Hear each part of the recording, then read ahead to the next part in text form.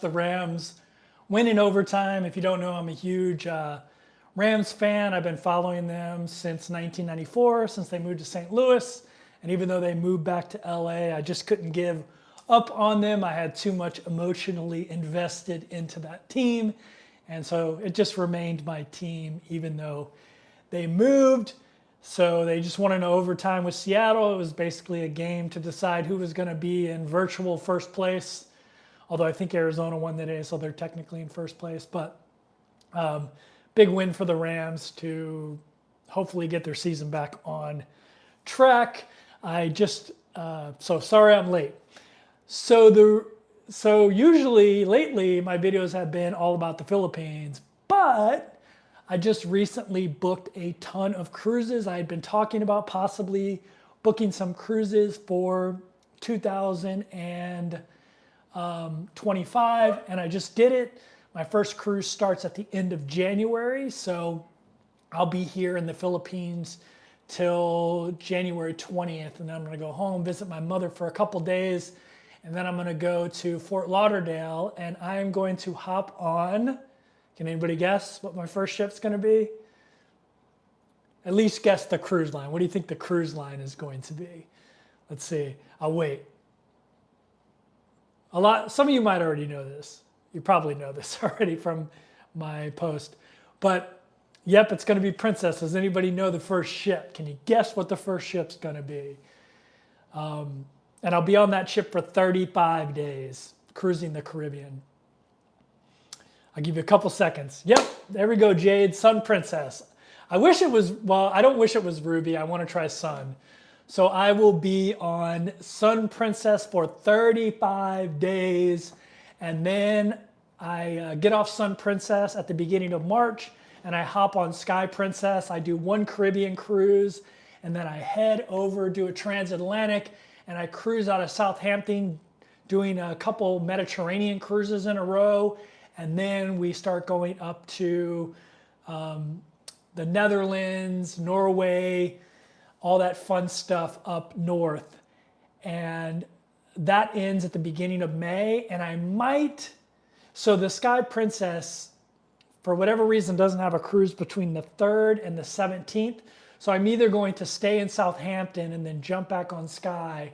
But I think what I'm going to do is cross deck over to another Princess ship, Emerald, I believe it is. I think it's Emerald Princess that's over there.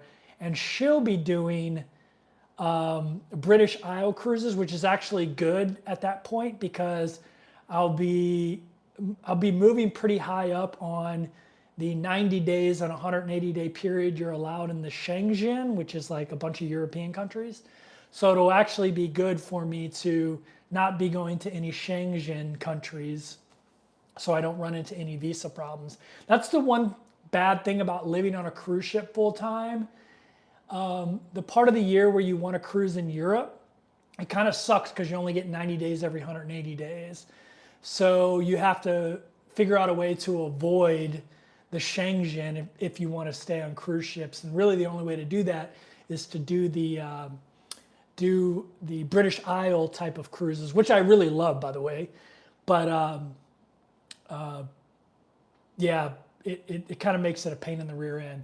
So yeah, I'll be on Sky, but then I'm probably going to cross over to Emerald at the beginning of May, or I'm going to fly. Well, what I really want to do is stay on Princess, probably on Emerald, and then catch Majestic, cross deck over to Majestic in July, and Majestic is doing a rare July Transatlantic back to the United States, to Boston. So I might do that and then hop over and do some Alaskan cruising. There may be some Mexican Riviera cruising, and then try to ride a ship back over to Asia. So that would be the plan. I really want to do South America, but my time frames just haven't lined up to be able to do that, which sucks. I kind of wish I would have planned a little bit better and been on a round the horn South American cruise. But you know, cruising's fun. So why am I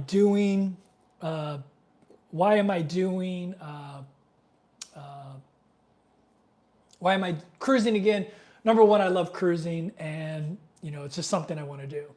The second big reason is I logged onto my Princess account. I hadn't logged on in a while. And I had 4 cruise offers in there. And I don't know what you know about Princess, but every cruise offer you have, so there you get casino cruise offers 2 different ways. You get them slipped under your door, which is okay. That's usually actually a pretty good deal, but it's just that offer. But you'll also start getting emails with cruise offers. And if you log into your account on Princess and go into your Captain Circle account, you'll be able to click on that and you'll see the different cruise offers you have in there. And each one of those cruise offers, you can book 3 cruises. Actually, I think it might be a little bit more than that now, to be honest with you, because I only used 2 cruise offers and I booked 10 cruises. So I don't know how it ended up doing that, but I did end up doing that.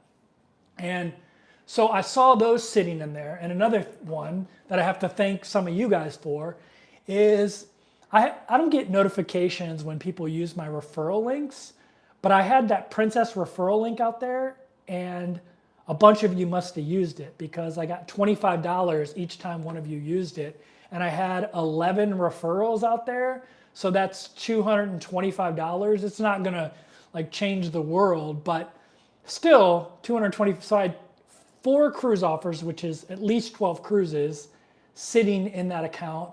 And I had $225 worth of referral bonuses. Plus, I still had 4 future cruise credits sitting in there. So I'd already paid $100 to be able to get some onboard credit back on a cruise. So it takes $100 off the cruise. So all those casino offers I booked were free, even on Sun Princess, which shocked me because usually the new ships, you can't use cruise offers on them, but for whatever reason I could. And so, and I haven't gambled on a cruise ship in forever. The only thing I gamble when I go on a cruise ship is whatever casino offer they give me, which is $25 to $50 now. They don't give me $200 anymore. And whatever onboard credit I have left. And that's usually maybe $100, $200 a cruise. And I'll pump that back in just to see if I stay in the casino, the casino's email list, and I did. And I didn't even realize it, to be honest with you. And so I haven't lost any money in a casino on a cruise ship in forever, since 2002 or something like that. But for whatever reason, I stay in the casino deals. So who am I to argue with that? But yeah, I had all those deals, and I was like, well, I need to go back and visit my mother anyway. So let me see if I can line something up. And when those Sun Princess cruises lined up, I was like, oh, I got to go to Sun. I got to go to Sun Princess and check that out. And then one of my favorite ships, the ship I've been on the second most, and the ship I met Andrea Gold on, who's on this live stream as one of my moderators. She's my sea mama, basically. And where was I going with that? Yeah, I had to jump on it. So I'm excited about it. I'm super, super excited about, someone said, I tried your link, but if you have cruise booked already, cannot use the referral. Yeah, you can't use the Princess referral unless you've never cruised Princess before, which is another thing that's pretty astonishing to me. That means 11 people cruised Princess for the first time. And not to punch Princess in the face, but they never even asked me to go on that vlogger cruise. And I know I get a lot more Princess views than a lot of those other vloggers they had on Sun Princess. I wouldn't have went anyway, but I'm like, dang, I get you guys a lot of referrals. I don't know. I don't think they see that. I don't think the marketing team even knows who gets a lot of referrals. But most of those vloggers don't even advertise the referral links. I do because I cruise Princess, and that pretty much exclusively. So, but yeah, it's I'm excited to get back on a ship. A lot of people are like, how can you live on a ship that long? Let me tell you what I love about cruising. Let me give you, and then I'll jump into the chat and answer all your questions about this or the Philippines or anything else. Here's what I love about living on a cruise ship, which is a little bit different than vacation on a cruise ship. I'm a full-time traveler anyway, so I'm going to be traveling, whether it's like, staying in Airbnbs like I am now, whether it's short-term or long-term. Long-term here, I'm here for like 4 months, almost 4 months. But I'm going to be traveling regardless. And what I love about cruise traveling, especially if you can plan it, if you can come up with a good plan and you have a lot of flexibility, I love waking up every morning in a different place. Sometimes it's the same port that you had a couple other cruises ago, but for the most part, you're waking up in a different place every morning. There's nothing like it, doing that for months on end, every morning. And I don't even look at my schedules. Like if you ask me right now, what's the cruise schedule for the sun and the sky, where are they going during that time? I can give you generalities.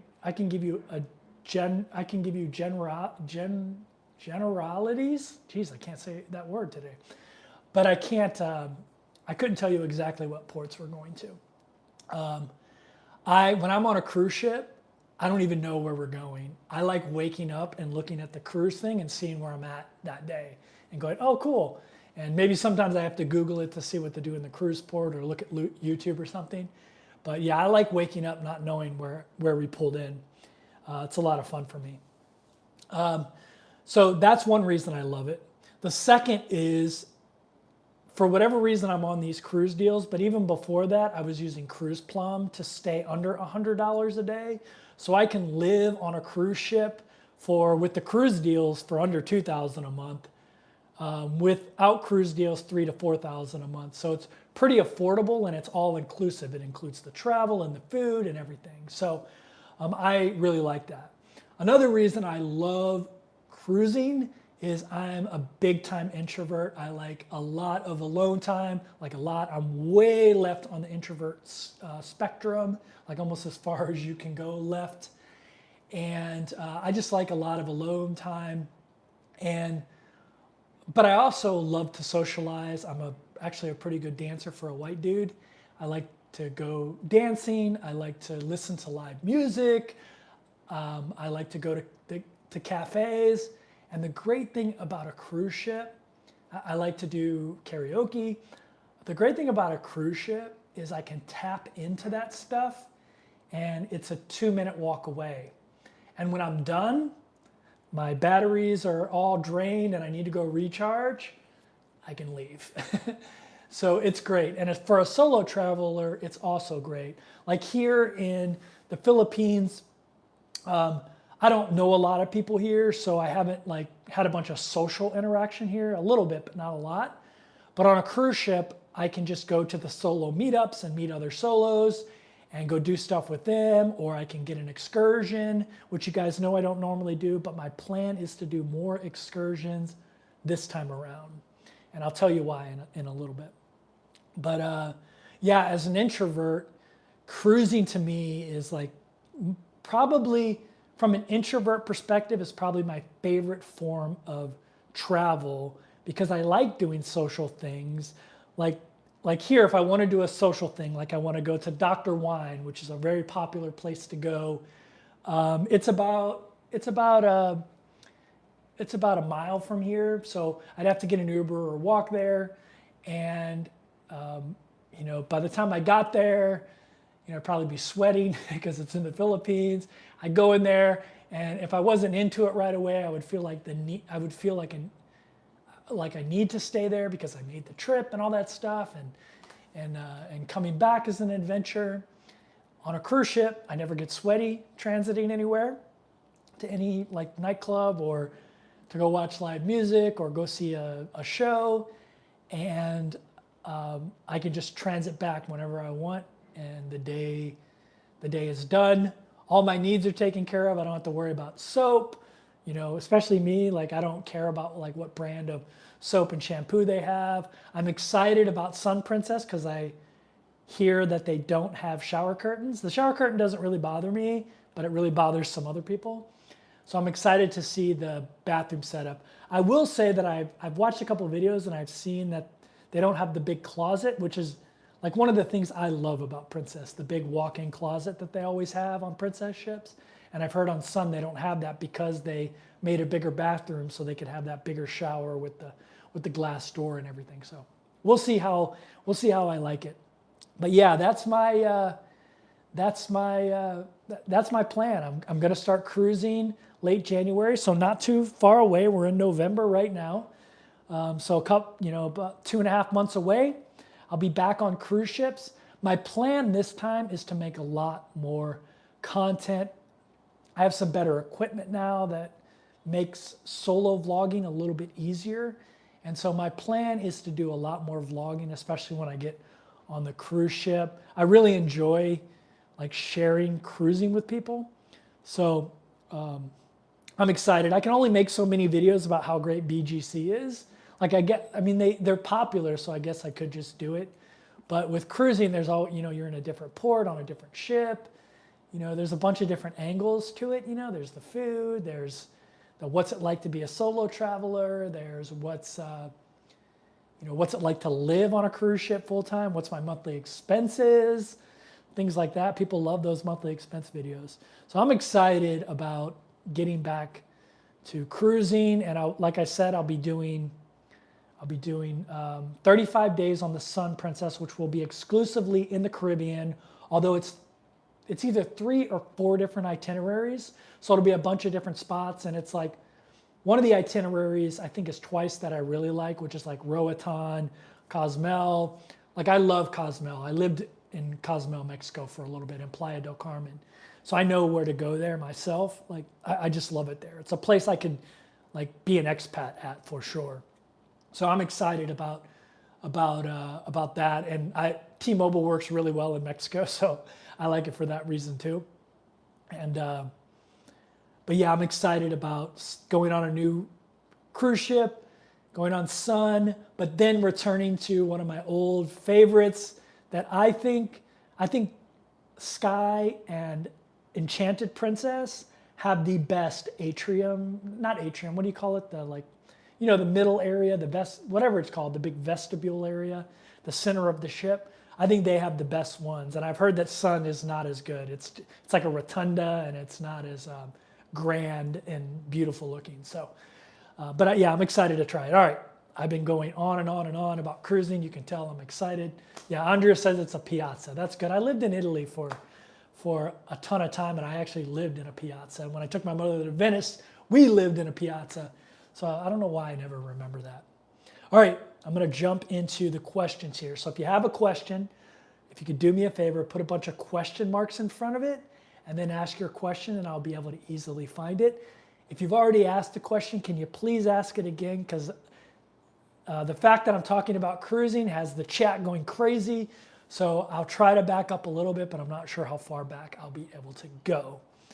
Hey, Deborah Schwab's in the house. What's going on, Deborah? Thanks for being a channel member so long. Okay, let's see if I can find any questions here. Kevin, give me the date on the Majestic Transatlantic. It's in July. For whatever reason, like normally ships coming from Europe don't do transatlantics until September, October timeframe, after hurricane season. But Majestic, for whatever reason, I haven't even looked at Majestic's schedule beyond, but they're going to Boston. Actually, you can ride them from Barcelona on a transatlantic, or you can ride them from London because they're going to go to Southampton first. But you can, if you want, ride them from, it's either Barcelona or Civitavecchia, which is basically Rome. So it's either from Italy, it might be from all three actually, but you can ride Majestic from either Rome or Barcelona or both, because they might stop in Barcelona from Rome, and then they probably just make that another cruise.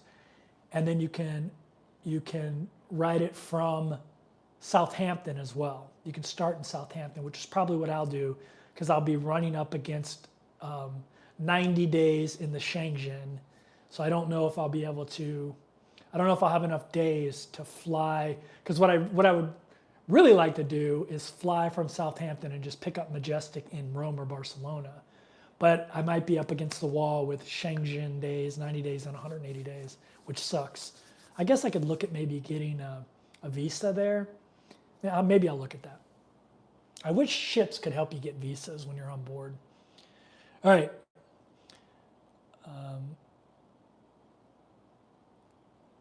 Let me see if I can find that. Shower curtain would be weird. Yeah, a lot of people hate the shower curtain on Princess. I'm really good at navigating it because that's what we had in the Navy. In the Navy, we actually had similar showers to what's on Princess. So I kind of know how to navigate a shower curtain. And trust me, the ones in the Navy on Navy ships were way dirtier, were way nastier.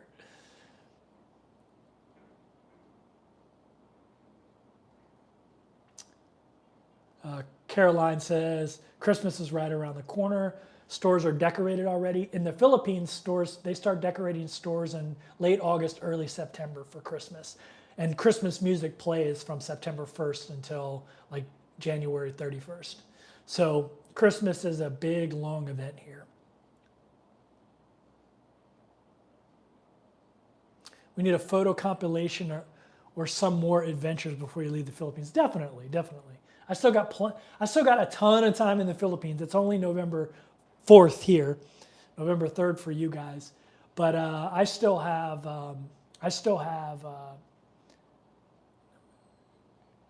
entire month of November, entire month of December, and almost the entire month of January left. So no big deal.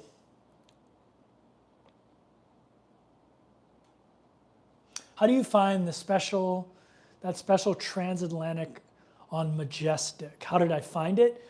Yeah, so I'm really good with the Princess search engine now because I have 277 days cruised on Princess. So I booked them all myself. And so I really know how to use their search engine really well now. It's not the easiest thing to use. And I actually prefer to do my searches in Cruise Plum because I can search by solo price, where Princess doesn't allow you to do that still. But yeah, so the way I find transatlantics and trans-Pacifics is I'll go into Cruise Plum and let's say I'm looking for a trans-Pacific because I want, actually right now I'm looking for trans-Pacifics. There's a couple that I've seen that I want to take. And I would go into Cruise Plum and I would say start in the United States. I would put my embark port, United States. You can just select it to be the entire United States. And then I'd select my import to be the South Pacific and Asia, because usually those are two separate categories, because one's Australia and New Zealand and places like that, and the other is like Singapore, Japan, places like that. So I would choose those two. And then you're going to see all of the Trans-Pacifics basically. And you can do the same thing with transatlantics. Like you can search by United States and then Europe, and you'll see all it'll show is transatlantics, transatlantic cruises. And actually, there's another transatlantic that I was thinking about taking on Carnival. And I want to say it's in June. It's the earliest one I found. And it's going to New Orleans. It's either leaving from Rome or Barcelona, I believe. And it's going to New Orleans in June. So that is a possibility as well. And it's pretty inexpensive actually for a solo because it's a transatlantic at a weird time. So yeah.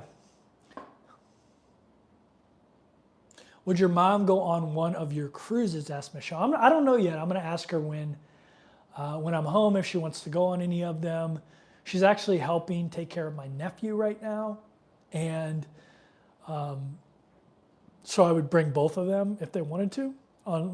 It'd be cool to bring them to one of the Caribbean cruises. I don't think she would want to do another transatlantic. So, and I know she wouldn't want to do a long flight. So it'd probably be better to do like a Caribbean or something. I think she would like that.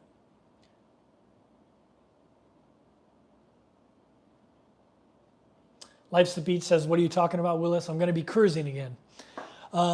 Let's see. What's the temperature in the Caribbean in January? I mean, it's pretty warm. It's pretty warm year round there. I mean, the warm currents are always there, so it's pretty warm there. I mean, it'll be in the 80s, 90s in places you pull in. The good thing about cruising at that time, though, is it's really comfortable in the morning. So, how do you upload or stream all your videos when you're cruising? So, Princess uses Starlink, which is great. And I usually, most of my videos I shoot in 4K, but when I'm on cruise ships, I still shoot in 4K, but I save them in 1080p, which is still high def. And what most of your TVs are still probably 1080. And so I'll shoot in 4K, but I'll save in 1080, and then I'll upload either early in the morning or late at night, and I'll just leave it uploading all night, and usually it gets through. If it's not getting through, and I'm in the Caribbean, I will wait till we do like Mexico or go back to the United States, and I'll just upload my phone because I have unlimited data. So I'll just airdrop it from my iPad to my phone and then upload it via my phone when we pull into Fort Lauderdale to take on more passengers, or if we're in Mexico, because T-Mobile has unlimited in Mexico and Canada as well. So that's the way I'll do it there. And then if we're overseas, like I'm cruising out of Southampton, hopefully I can get it uploaded on Starlink, but if not, when we pull into Southampton to take on more passengers, I'll go find a Starbucks somewhere and I'll try to get it uploaded there. But normally I just got it uploaded on the ship. It just takes a while to upload. But with Starlink, it's pretty reliable. I mean, you can watch Netflix on your iPad every night on most Princess ships without any issue. Uploading is a little harder. It's a little slower, but it can be done. I mean, I did it, so it can be done.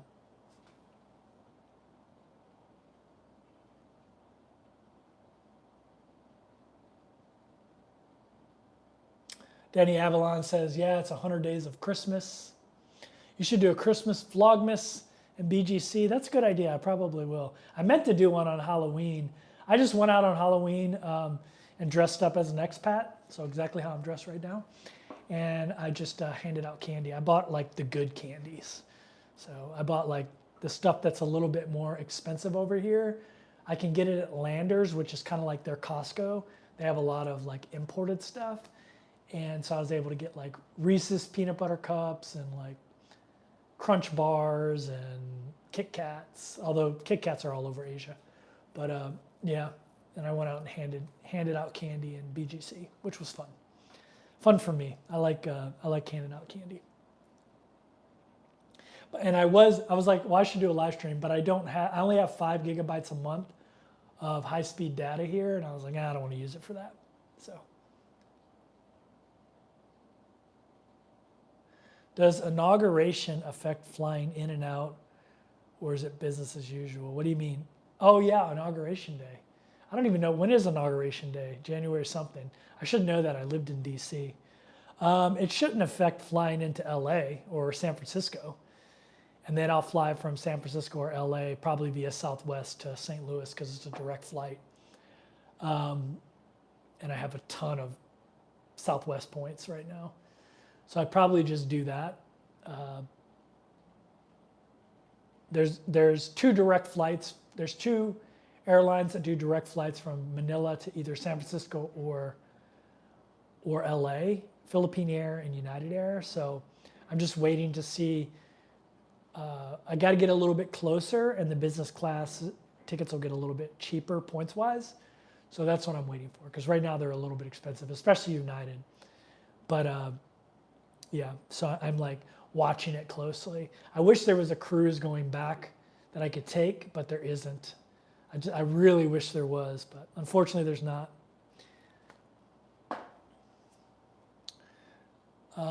Laurel says, when is the first cruise? I missed the information. So the end of January, January 25th to be specific. I'll start cruising on Sun Princess. I'll be on Sun Princess for 35 days, their new ship.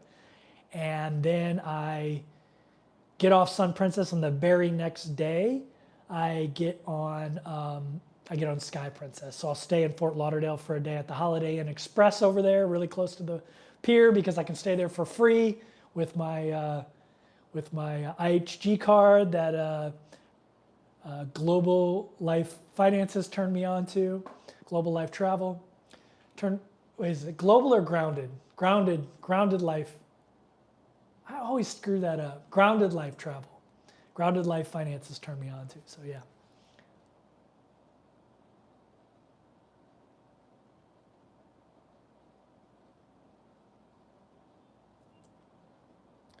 What is the new equipment for videoing are you using? So I bought, let me go grab it here. I bought one of the new what do they call them? DJI mini cameras or whatever, pocket cameras. So I bought one of these, which is great because it's on a gimbal, and these actually are really good in low light, which the iPhone is okay in low light, but it's not that great. But this one has a bigger sensor than the last one. This is the new one, and it also has a front screen, which I like, a selfie screen, which is great, makes stuff easy. You can kind of see it here. You're on, I'm on. And it has a wireless mic that I don't need a wire for. Like right now I'm running off my iPhone using my other wireless mic system, but I have to have this wire hooked up to it. And it just makes it very inconvenient to try to film with my phone and get good audio. That's why I don't do a lot of vlogging, or at least that's my excuse. So I figured maybe if I get this, it'll motivate me to do more vlogging. And the cool thing about it is it comes with this little like stand thing. It also comes with a battery life extender. So I can add this on and get more battery life, which is amazing. And it's not as easy as my iPhone to transfer stuff onto the iPad, but it's not super tough because the memory card is like right there, so it pops out pretty easy. But yeah, we'll see. We'll see if this makes me vlog. The thing that really got me was the wireless mic that you just turn on and it's automatically connected to this. Audio is like the most important thing to me when it comes to filming. There's nothing worse than bad audio. So yeah, so I bought this thing, and hopefully I use it a lot.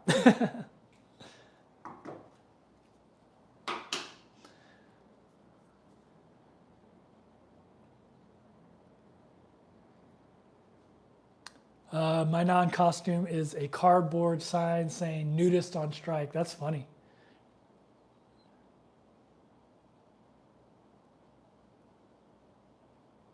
Daddy says, trying to find a good spot for Kratrong and BKK. I don't know. I don't have any advice for you there. Gloria 1 is a werewolf. Very cool. Inauguration Day is always January 20th. I should know that, right? I lived in DC. I was there for an inauguration. Actually, my apartment building was in the fenced area. That's how close I was to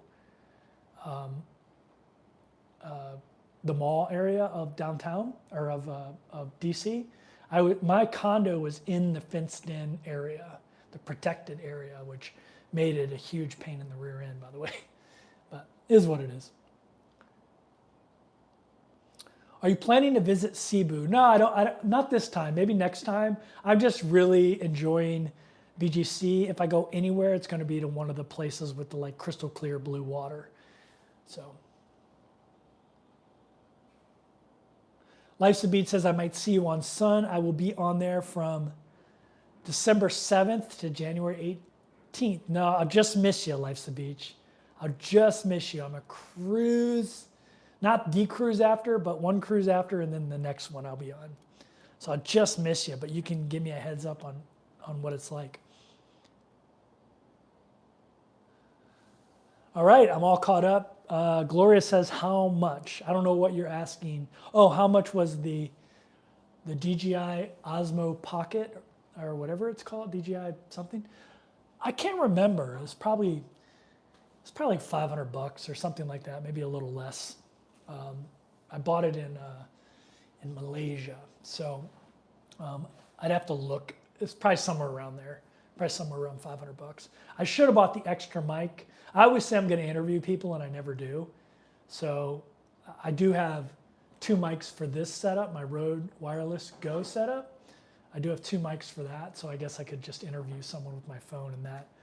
But yeah, I always say I need to get 2 mics so I can interview people, but I never interview anybody, so do I really need the 2 mics? All right, I'm all caught up. If I missed your question, throw it back out there. If you're just joining, we got 127 people in here. If you don't mind hitting that thumbs up, I'd appreciate it. It helps more people find it. If you're just joining, I'm in the Philippines right now until the end of January, and then I fly till the last week of January. Then I fly over to visit my mother for 3 days, and then I fly to Fort Lauderdale at the end of January, and I hop on the Sun Princess for 35 days, and then I go from Sun Princess to Sky Princess, and I'm on Sky Princess like, I don't know, 60 days, 60 plus days. Actually, I don't think it's 60. Yeah, about 60 days, somewhere around there. And then I get off Sky May 3rd. So I'm not 100% sure what I'm going to do after. I think I'm going to continue to cruise on Princess out of Southampton, but I'm kind of keeping my options open. So I might just fly back to Asia and go to Thailand or something, or I might hop on some cruise ships out of Southampton, ride the Majestic Princess back to the United States in July, hop on some cruises in Alaska and the Mexican Riviera and Hawaii, and then ride a cruise ship over to Asia. I've got a couple cruises I'm eyeing that are going to Asia from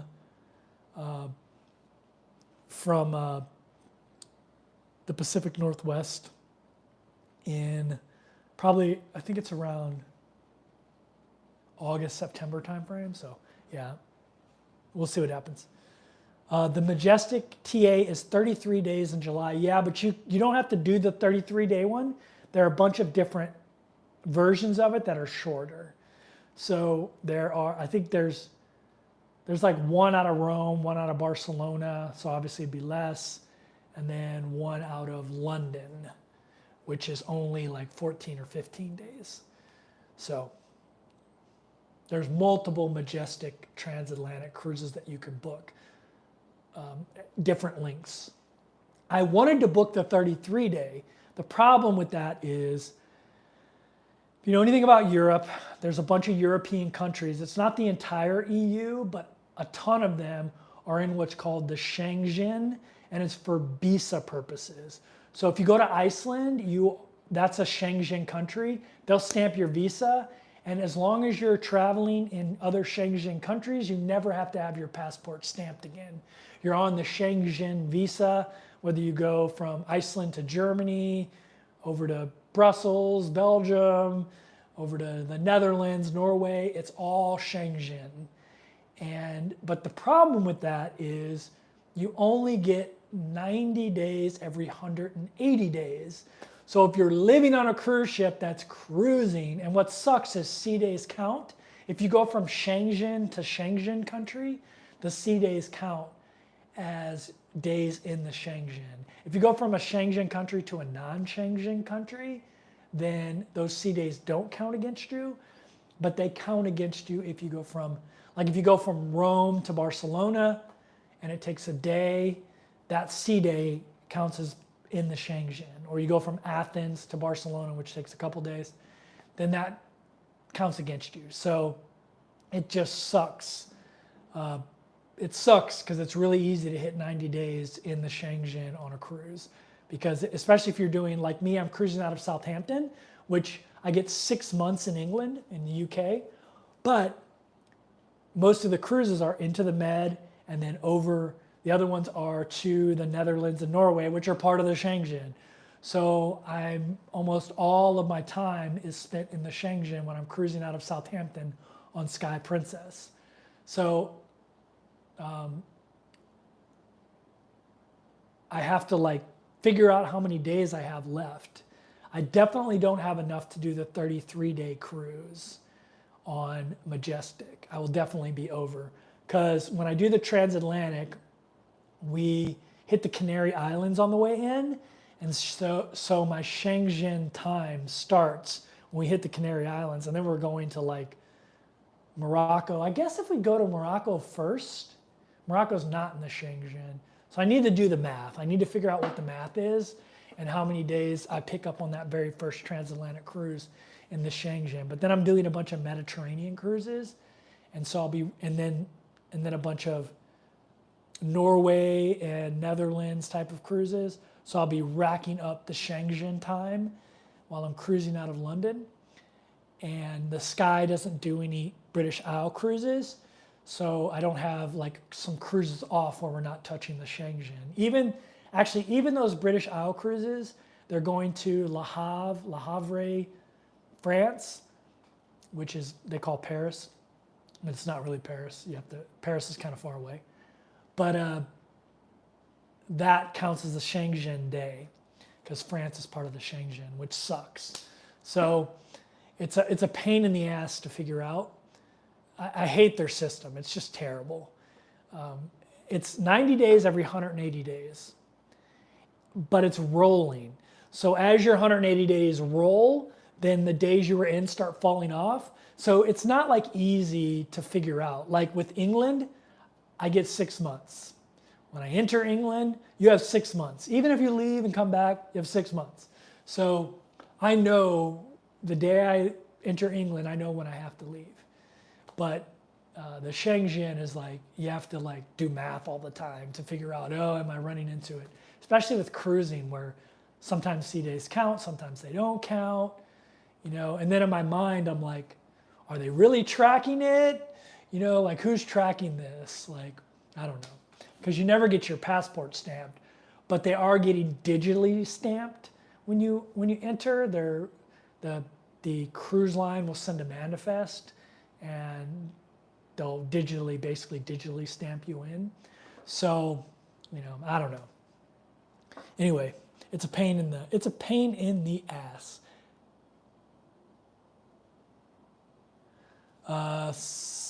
Let's see.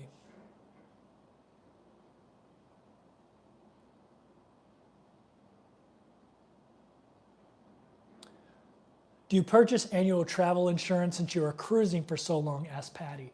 So I use my Chase Sapphire Reserve card, link below if you're into credit card hacking.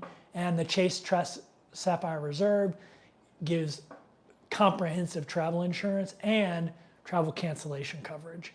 So I'm covered if I book it with my credit card, which is what I do. Same with this Airbnb here. So if tomorrow I had some kind of major thing where I had to be medevaced to the United States, which I really wouldn't because there's a VA hospital here, but let's say it did happen that way, I would be covered because I booked this Airbnb and my flight here, even though I use points, with my Chase Sapphire Reserve card. So I'm covered. I'm covered by Chase, which is great. And same thing with my cruises. For all intents and purposes, I am the same as any other vacationer because I book them with my credit card. I'm not like it's not my home of record on the cruise ship, even though I stay on there for a long time. I'm booking each cruise separately with my credit card. So it's just like anybody else that's traveling. And I never elect to take Princess's coverage. It just doesn't make any sense for me. My credit card coverage is so much better than theirs. So I save money that way as well. Which spots in the Mediterranean will you be cruising in? So Danny, I tell people this all the time. I really don't even pay attention to the itineraries, but I do kind of know because I've been on a lot of these before. So when I first crossed the Atlantic, Well, the cool thing about the transatlantic I'm doing is it's called Moroccan Sunset Cruise or something like that. So we'll start in the Canary Islands, which is what you almost always do when you do a transatlantic. And then, unless you go up to Iceland. And then we go to Morocco. Actually, we go to somewhere else in Spain first, I think. And then we go to Morocco. And actually, no, we go to Portugal. We go to a Portuguese island. And then we go to Morocco, and then probably one more spot, probably in France or something. And then we go to, I start cruising out of the Mediterranean. I guess I could pull this up on my computer. I'm going to pull it up because I always tell people, like, I don't really care where we're going. For me, it's more about the ship than it is about where the destination, and it's more about waking up somewhere new every day, which I love. But because I have my trusty iPad here, I can pull it up for you and I can tell you where we're going. I'm excited about it though. I'm excited about getting back to cruising out of Southampton. A lot of people don't like Southampton. I love Southampton. I think it's great. I might actually stay in Southampton for a couple weeks in between my Sky Princess and whatever other ship I go on. I might just get an Airbnb there. There's some great Airbnbs there right in the heart of that downtown area. So I actually really like Southampton. All right, I'm pulling up my cruises here.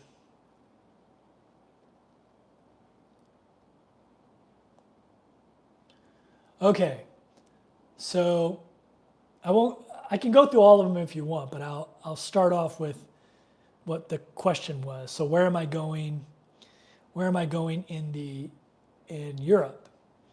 So I mentioned the Moroccan passage, and I'm actually looking at the itinerary right now because I probably got it wrong. Let's see. I wish I could switch from itinerary to itinerary easily on here. So we are going to Madeira, which is Portugal. Actually, we're not even going to Spain. We're going to Madeira, which is a Portuguese island. And then we're going to Casablanca. Then we're going to Spain. Then we're going to Canary. And then, so we're not even entering the Mediterranean. We're staying outside of the Mediterranean. So yeah, we're going to Casablanca, which is amazing.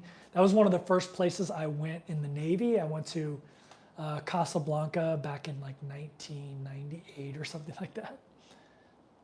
So I'm excited to go to Casablanca. It's actually Marrakesh, but it's cool to say Casablanca because of Humphrey Bogart. Let's see. So there's that cruise. That'll be the first cruise. It's a lot of sea days though. It's like 6 or 7 sea days in a row, which is fine. I like sea days. All right, after that, it looks like it's another Canary Island cruise, which makes sense because we're cruising out of Southampton. But let me pull up the itinerary here. If I had my phone, I'd just pull up the Princess app and look at the port visits really easy. But yeah, then I cruise. Then we're going to Vigo, Spain, which is, I believe, the Canaries, and then Madeira, Portugal again, then Santa Cruz de Tenerife, and then Gran Canary, and then Lanzarote, which I've never been to. So a bunch of Canary Island stuff. And then Lisbon, Portugal, which is one of my favorite places in the world, which is amazing. But and then back to Southampton. Let's look at the next one. I wish I could pull these up so you could see them, but I'm doing this on YouTube directly, so I can't. Let's see. Sorry, I didn't have this prepared better. And then, so after the Canary Island cruise, which is just a bunch of island port visits, then this is called a Spanish-French cruise, but I bet you it's a bunch of Canary Island also. So then we go to Le Coruna, which I believe is an island. No. Le Coruna is at the top of Spain. It's kind of by where the naval base is, actually. Yeah, so then we go to Le Coruna, then we go to Bilbao, which is also on the top of Spain, so not in the Mediterranean. And then we go to Bordeaux, and then to Cherbourg, France, and then back to Southampton. So we never enter the Mediterranean actually on this one. So a bunch of out of the Mediterranean Spanish and French stuff for the first couple weeks I'm there. But then I think we go into the Med. So let's see. Whew. All right. Yeah, then we do what's called a Mediterranean Adventure, which is a 14-day cruise. And let's see what that is. It might be a bunch of like Spain and France as well, because it looks like it's going to be, yeah. Okay, so then we go to Vigo again, Spain, then Sevilla, which is awesome.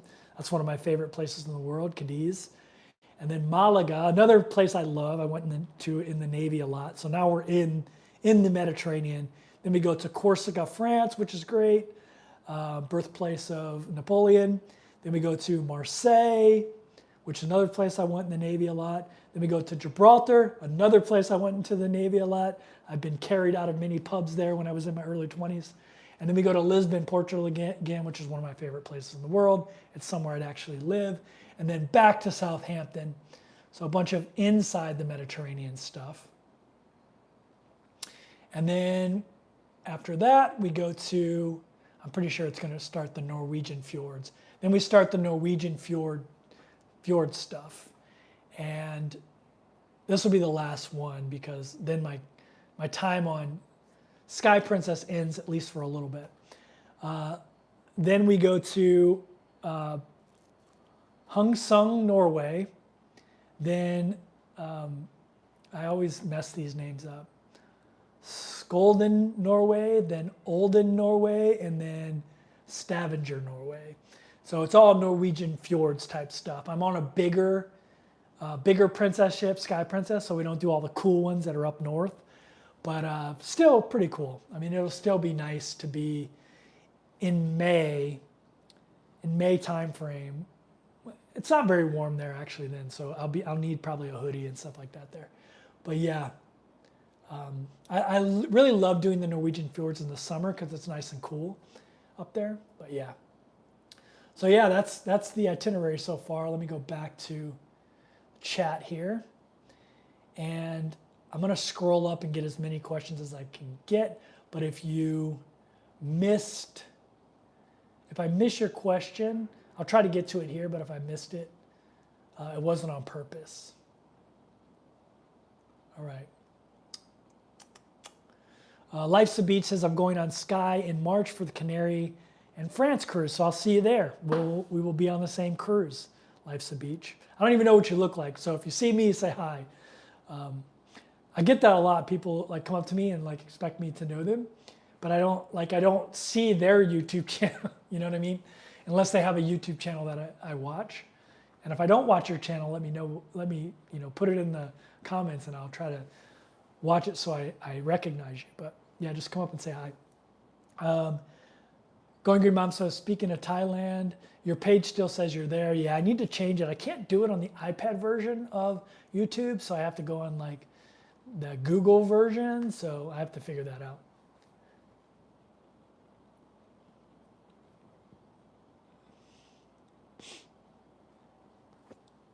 Do you have to count those Schengen days yourself, or does the cruise company normally warn you? No.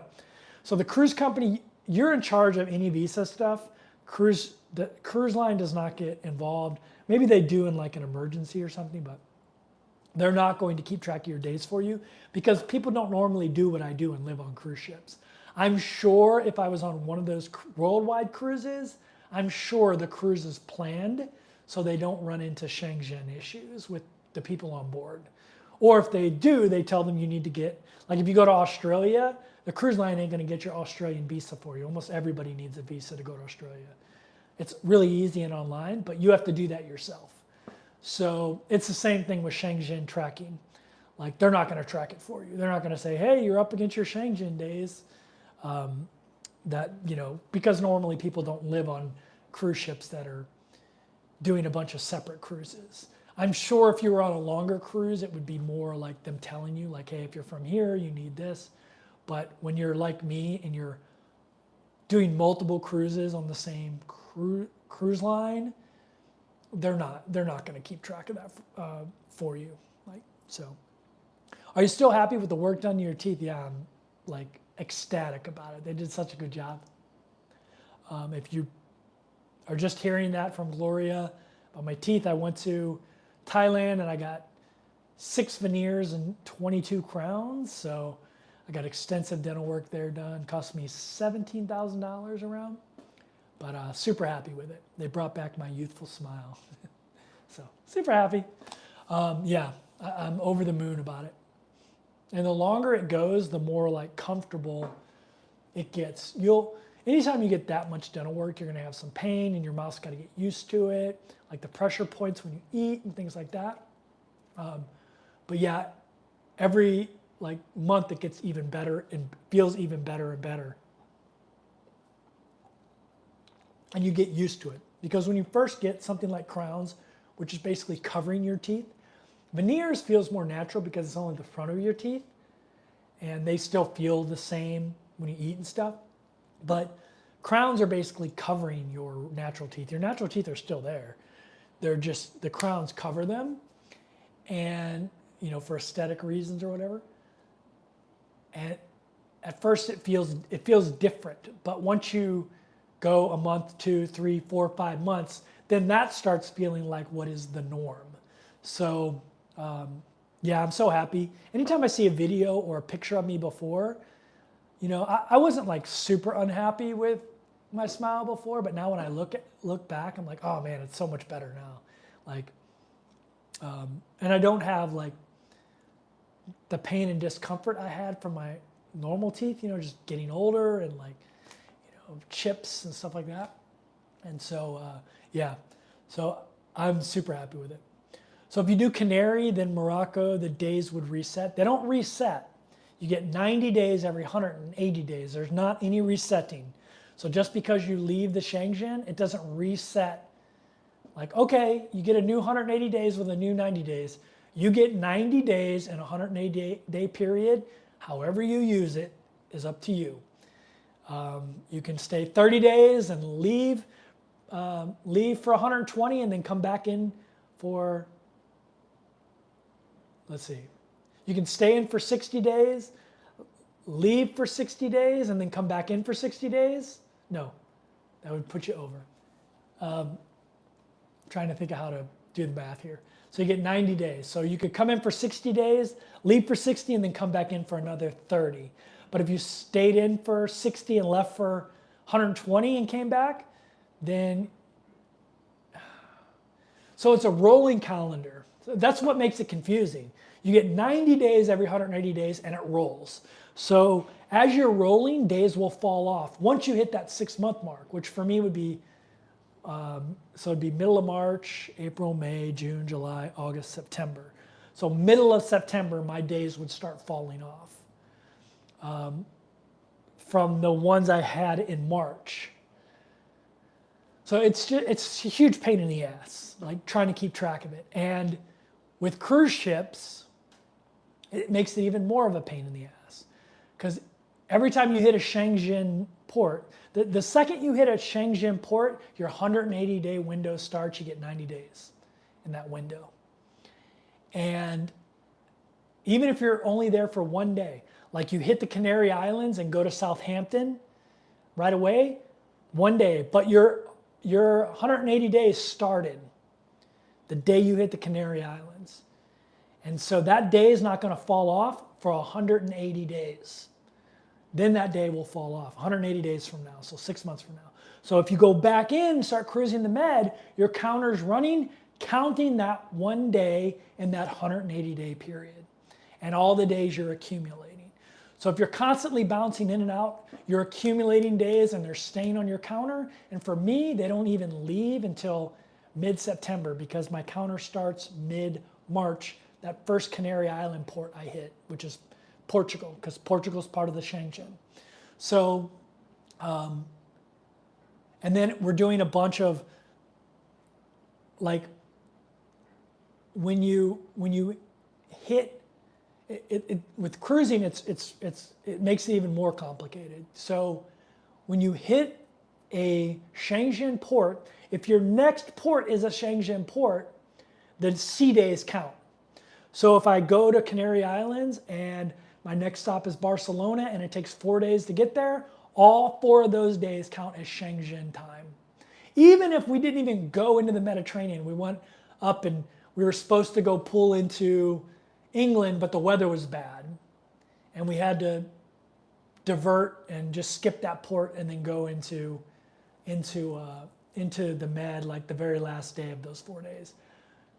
If your next port is a Schengen port, all those sea days count as Schengen time. I would be in good shape if it only counted port days.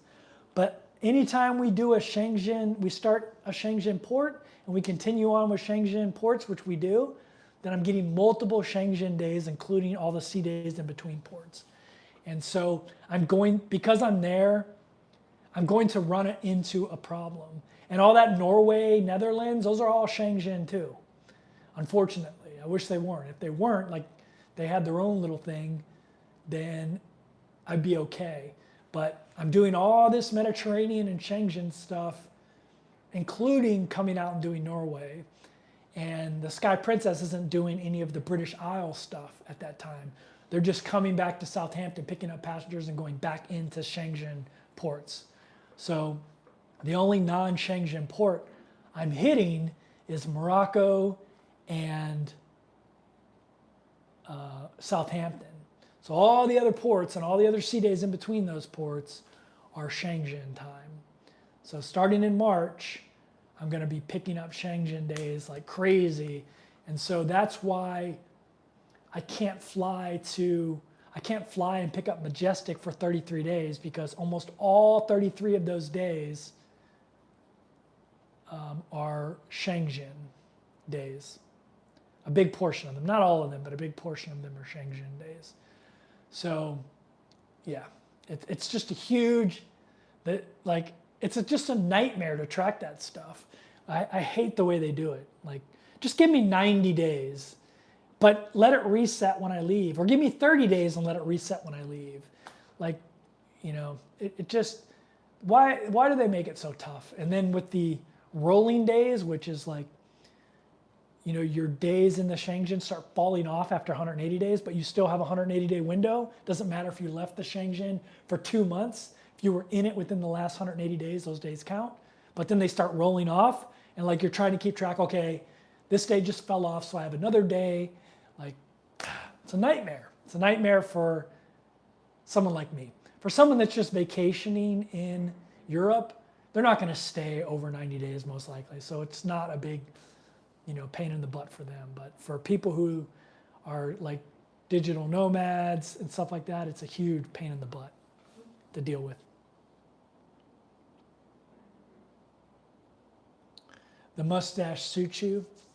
Well, thank you. I appreciate that. It's actually a beard, but the beard's just white, so it looks like just a mustache.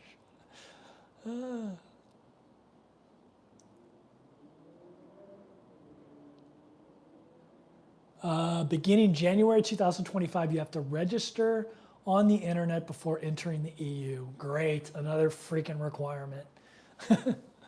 Awesome. How do you know when you leave the Schengen area? So, like I said, with cruising, when you hit a Schengen port, if your next Schengen port if your next port is a Schengen port, you're still counted in the Schengen. If you leave like the Canary Islands and go to Southampton, the second you leave the Canary Islands, your clock stops. So, but you were there, like, you know what I mean? You were there that day. But once you leave the next day, if you're transiting to Southampton, which is not in the Schengen, then those sea days will not count. But anytime you're transiting from Schengen to Schengen, those days count. And like a lot of people don't know that Iceland is in the Schengen, it is. So if you do like Icelandic cruises, man, you get a ton of Schengen days without even knowing it, because you're like, this isn't anywhere near Europe. Like, it's out in the middle of the ocean over here, and but they're part of the Schengen. If you actually hit if you do a transatlantic cruise and you hit the Schengen, it's like one of those fire and ice cruises where you hit Iceland before you go to Europe. Your time starts the second you hit, your Schengen time starts, your 6 months starts the second you hit Iceland. So it's a pain in the ass. If you've ever flown to Iceland, when you fly in there, they'll stamp your passport in the Schengen. And then if you transit from Iceland to France, you'll never get your passport stamped again because it's already been stamped into the Schengen. So yeah, it's a huge pain in the ass, the Schengen.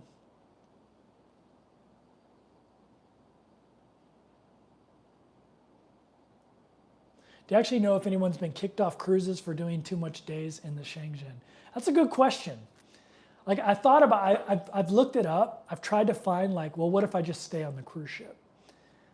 Like, and I haven't really found anybody, because most cruisers don't cruise long term, and especially not in Europe. So, and if they do, they're European, so it's not an issue for them.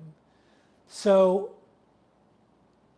I haven't been able to find any good info on the internet about what happens if you overstay. I'm assuming you just get penalized like you do if you overstay on land. You just like can't enter the EU for whatever the penalty period is. But which I don't want to mess around with that. So what I'm going to do is I'm probably going to just ride Emerald Princess, which is just doing, not Emerald Princess, yeah, Emerald Princess, which is just doing British Isle cruises. They only hit the Schengen for 1 day when they hit France. And so I'll probably do that one for a month, and then I'll be able to hop on Majestic and ride her back to the United States. Or I'll just hop on a freaking plane and fly to Asia and start cruising in Asia, or fly to Australia and start cruising out of Australia. I don't know, we'll see.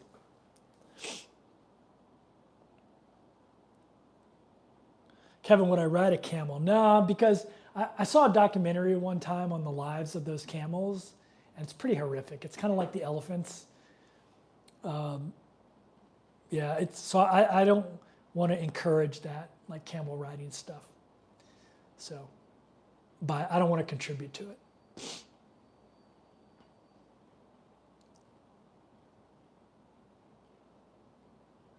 Where would they kick you off? I'm not sure where they would kick you off, but I don't want to play with it. What I could do though is just get a longer visa into Europe and not have to worry about it. But I haven't found an easy way to do that. It's all kind of a pain in the ass. You got to go to the embassy, and I won't have the time for that. I guess I could go to the one over here in the Philippines, I don't even know what country's embassy I would have to go to. So I need to figure that out. So maybe I'll just try to get a longer term tourist visa there. But yeah, I wish it wasn't such a pain.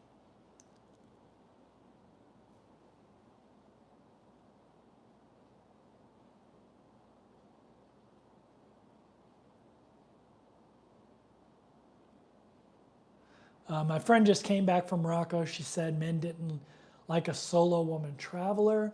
I mean, I know women that live in Marrakesh as expats, and they freaking love it.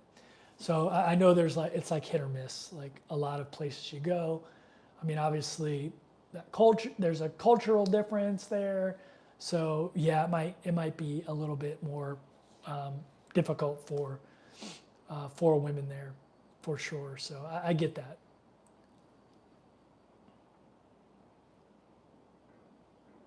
Am I doing those cruises on casino offers? Yeah, so in the beginning of this video, I talked about, I definitely wanted to go cruising again, but I hadn't really I've been looking on Cruise Plum for different cruises. I was gonna try some different cruise lines because I didn't have any casino deals, or at least I didn't know I had any.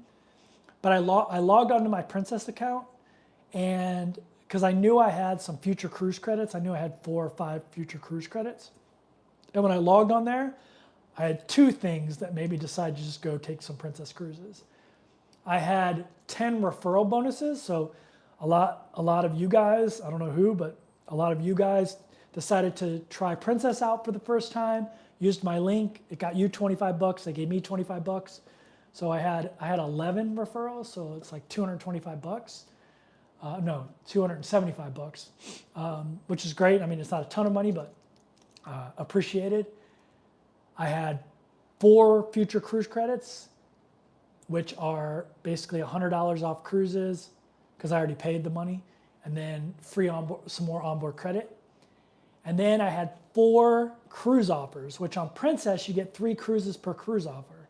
So I ended up booking 10 cruises. I would have stayed on Sky longer, but between the 3rd and the 17th of May, she doesn't have any cruises. So I'm assuming she's getting some kind of maintenance or something like that. Or maybe there's a crew switchover or something, or maybe a captain switchover. But yeah, for the 3rd through the 17th, Princess doesn't have any cruises, or Sky doesn't have any cruises.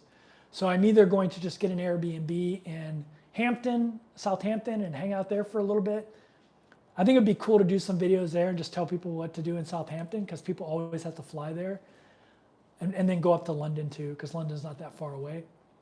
And I'll definitely do that for probably at least a few days at a minimum. But I might jump on another Princess cruise, because there's 3 cruise ships cruising out of there at the time. Eventually 4 when Majestic gets over there and does its Transatlantic. But yeah, so I might hop on another Princess ship. I would really like to hop on, there's 2 there. One of them is doing a bunch of really cool Norwegian Fjord cruises on the north part of it, of Norway,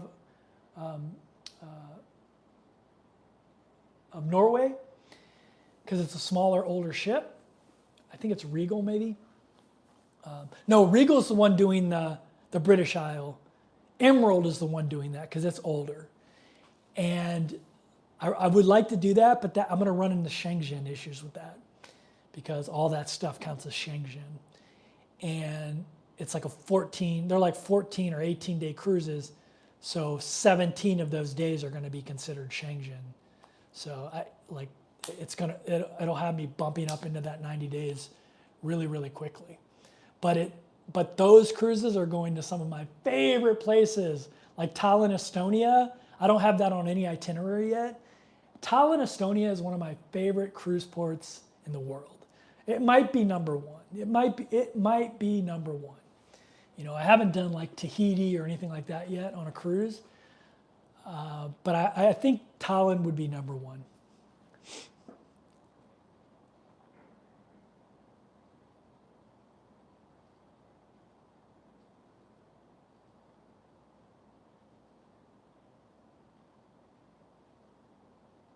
Hey, James Britt's in the house. What's going on, man? How are you? High of 90 today there in Thailand. Awesome. My wife is Filipino. We're getting Schengen visas for our winter Europe trips. She also has a US visa. US visa is much better. The visa is valid for 10 years and you can stay 6 months at a time. That's amazing. That's awesome. That's very cool. Very cool. Maybe I can look, I don't even know where I would go for a Schengen visa in the Philippines. Like, which European embassy would I go to? Spain? I don't even know. It's just, I get why they do it. It makes it easy for 99% of tourists, but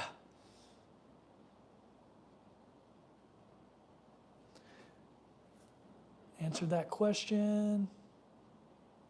Schengen has also been adding countries for years. Yeah, I think didn't they just add Croatia? Croatia used to be a hiding spot for digital nomads to reset their Schengen time. But yeah, and Bulgaria. Now a lot of people are just going to Georgia or Romania, but you never know when those guys are going to join the Schengen. So.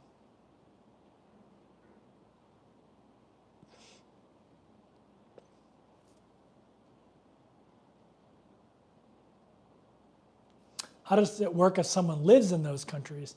If you live in a Schengen country, you don't need a visa. Just like living in the United States, You don't need a visa to go from Missouri to Arkansas or Missouri to Texas.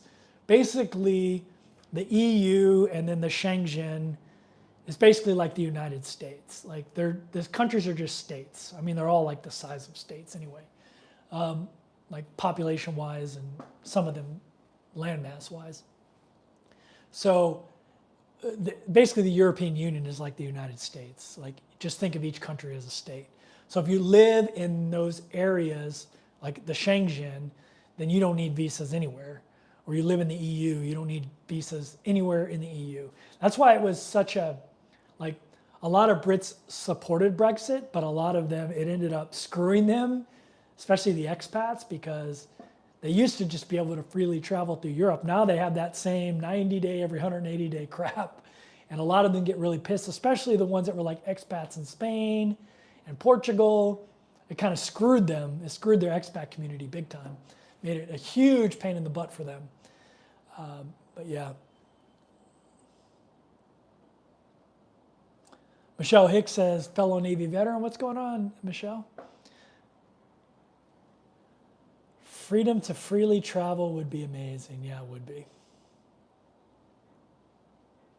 What smaller ship does Norway? So I did the Norwegian Fjords stuff on Island Princess, I believe,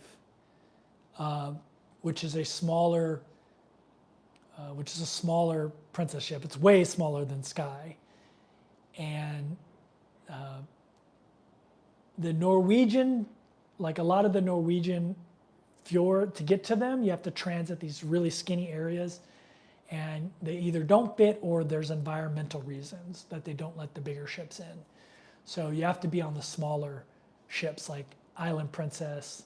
I've never been on Emerald Princess, but I think it's like the size of like Island Princess and Sapphire Princess. Princess's older ships, that's why they keep them around. Crown Princess, Sapphire Princess, Island Princess, I think Emerald Princess. They're all smaller and they can go to places that the bigger ships cannot go. Same within Iceland. If you want to do a really cool Icelandic cruise, you need to do the smaller ships because you'll go around Iceland and you'll go through these like really long transits to get to these like little tiny towns of like 300 people. And it's awesome. It's awesome, but you can only do it on little ships. So.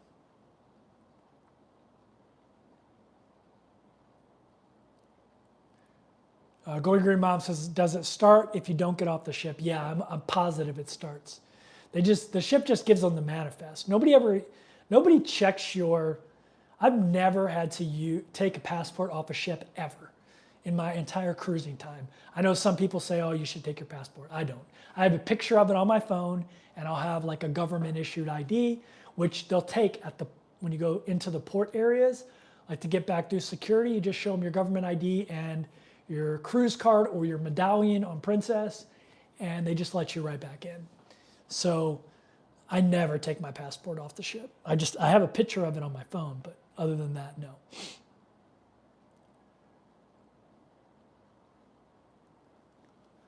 Did you have any gum work done? No, I didn't need any gum work. Did they use stem cells to help with the healing? No, but I got a wisdom tooth taken out when I was like 38, like right before I got out of the Navy. And the area where the wisdom tooth used to be, when you get them taken out old, when you get them taken out young, that area just fills up with bone. But when you're older, that doesn't happen. So they did a bone graft and put a bone graft back there to fill up that hole that was in there left from my wisdom teeth, because all kinds of bad things can happen if that hole stays there. Stuff gets inside of it, all kinds of bacteria, stuff like that. So I had to do that, but I didn't have to do any gum work. My gums were good. My teeth were good. I just wanted almost all of my stuff was cosmetic. I wanted my youthful smile back. So, they're all completely straight now, which they weren't before. Although because these are veneers, if you look from the top down on my front 6 veneers, you'll see like My teeth were a little bit crooked on the bottom, not like super noticeable, but a little bit crooked. And you can see when you look on top. But directly on, they all look, like piano keys, So I'm super happy with it.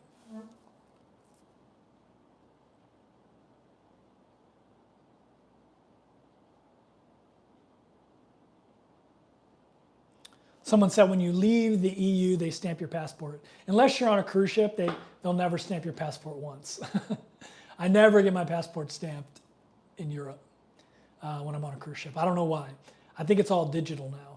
Or maybe I did. I don't know. I have to look at my old passport. But yeah, I don't think so.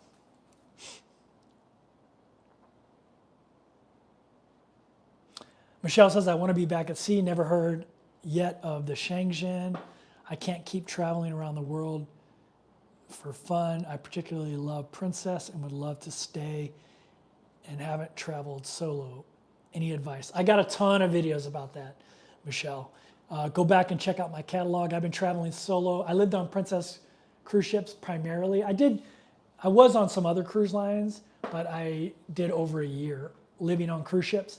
And I'll probably, I might live on cruise ships the entire 2025. I have the first 4 months of 2025. I have 4 months in 2025 that I'm going to be on cruise ships, but I'll probably be on more than that, more months. I might just do the whole year. We'll see. We'll see how I feel. But yeah, I have a bunch of videos about it. Watch my videos about like how to find cheap cruises because it's all geared towards solos. If you're a gambler, like you like to gamble a little bit, you're like Carnival and Princess, they're the same company. You're going to find the best cruise deals. They just can't be beat. It's not even close. And I love I love Norwegian cruise lines. I would say Princess is my favorite for nostalgic reasons, but I would say pure, like I love to be on their cruise ships, I'd probably say Norwegian because they're just really, there's a lot of things for solo cruisers. It's more geared. They have a lot more programs and they take solo cruisers. They cater to them. And so it's just more fun. If you really want to have a lot of fun, Norwegian is the way to go as a solo cruiser.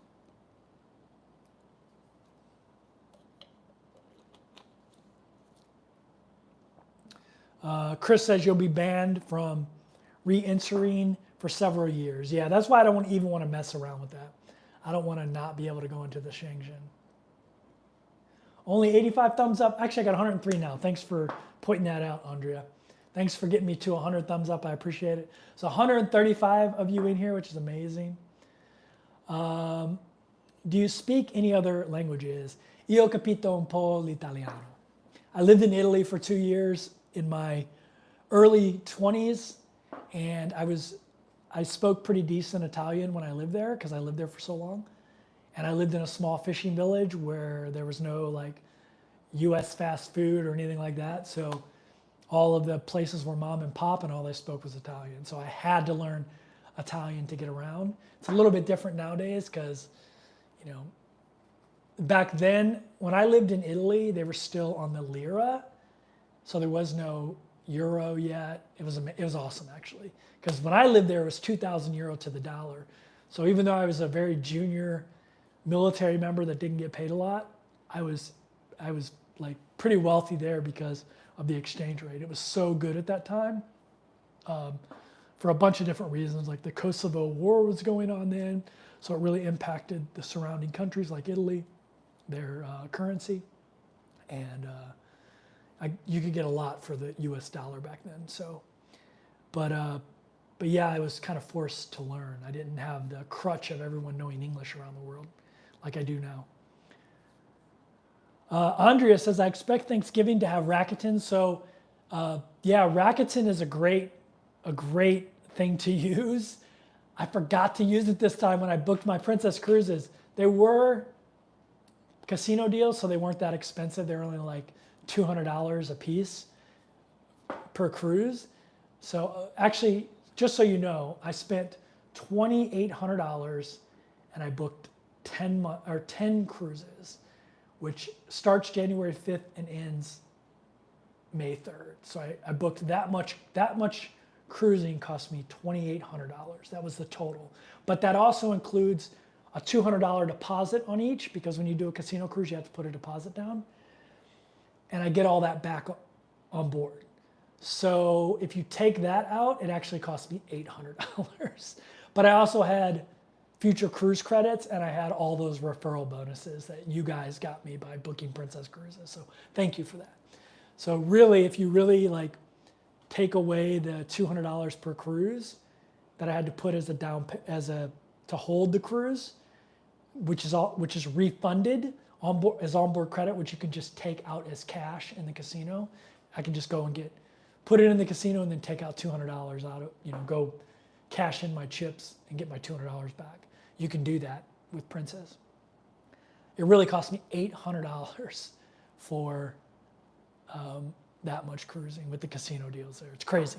It's nuts. If you want to know more about like my story with casinos, go watch my videos on how much it cost me to live on a cruise ship, and I talk about it there. I haven't really gambled that much, to be completely honest with you.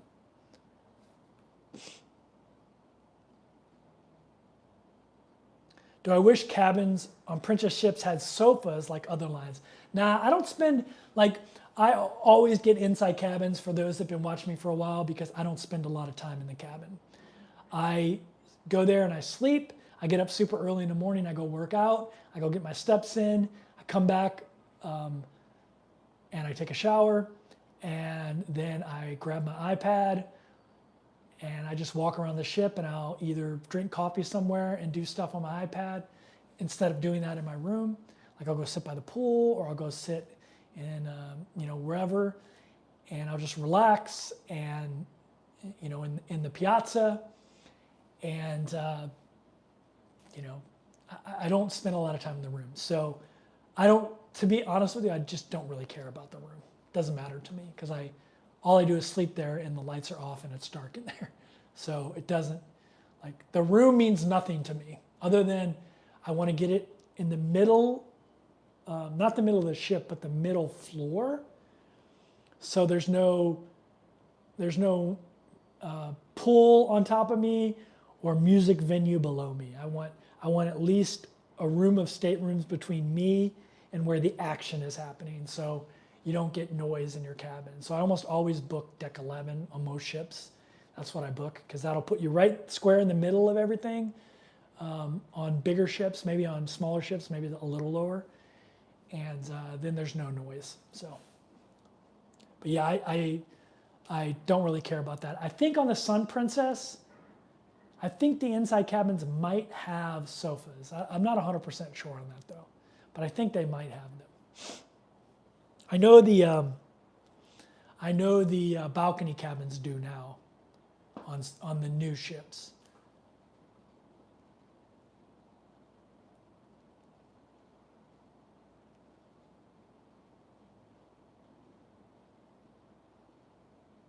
My friend just got home from a cruise. I'm telling them about Princess Cruises. I love Princess Cruises. Some people don't like it. They think it's too old and stodgy.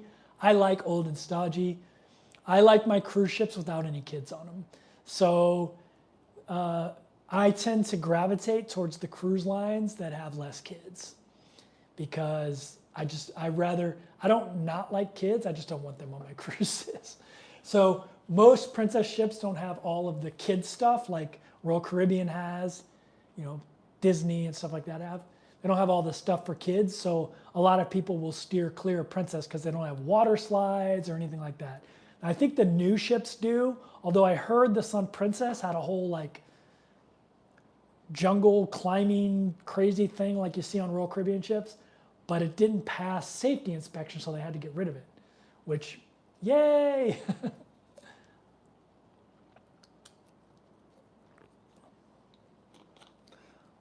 Australia sounds cool. I saw there was a repositioning cruise from Sydney to San Diego. Yeah, you can catch cruises from the west coast of the United States to Australia or Japan, usually at the end of the Alaska season, so around August, September, October timeframe, and you can catch them. You can catch some back from Australia or Japan at the beginning of, right before the start of Alaska season, because a lot of times they'll bring ships from Australia and Japan, or at least on Princess, back to do Alaskan cruising, because that cruising is really profitable.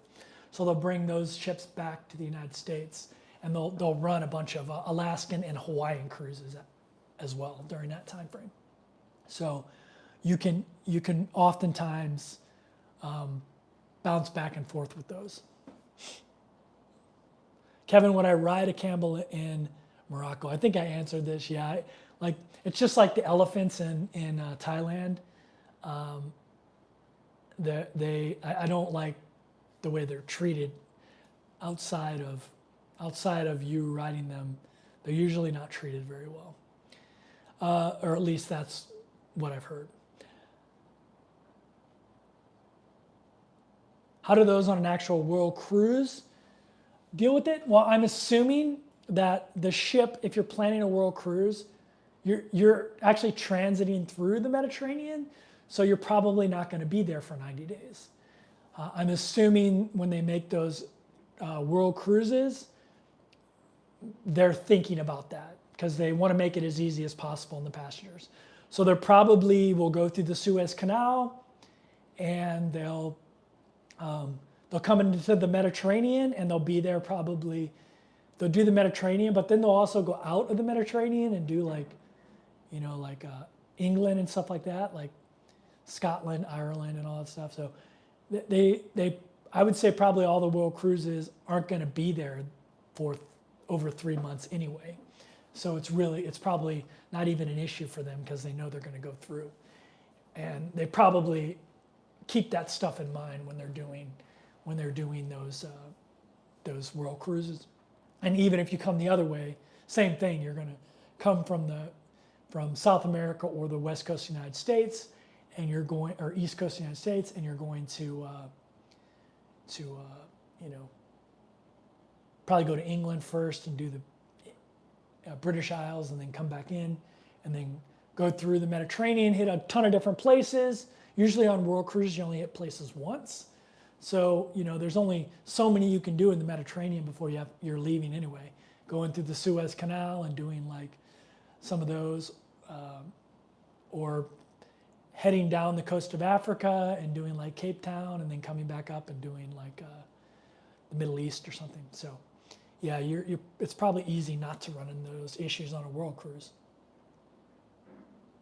Heidelberg is a great place during December. That sounds like it would be an awesome place.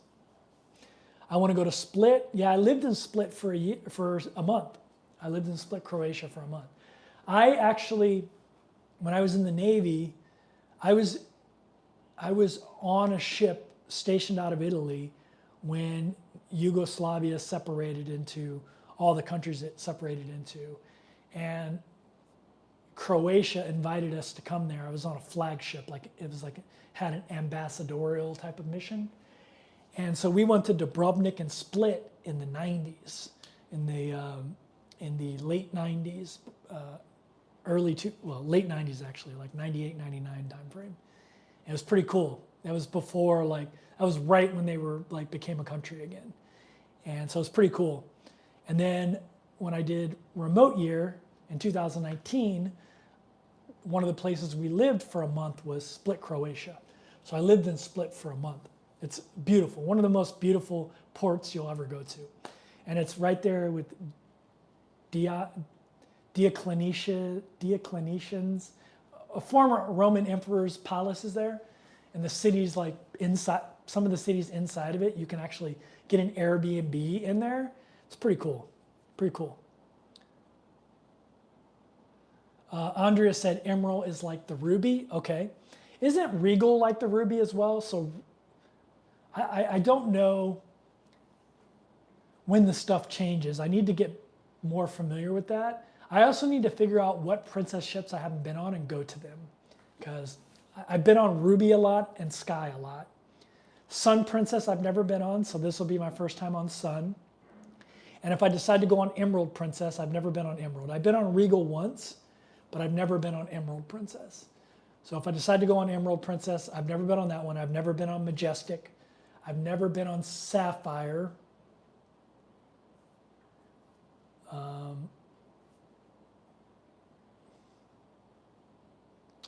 I've been on Regal.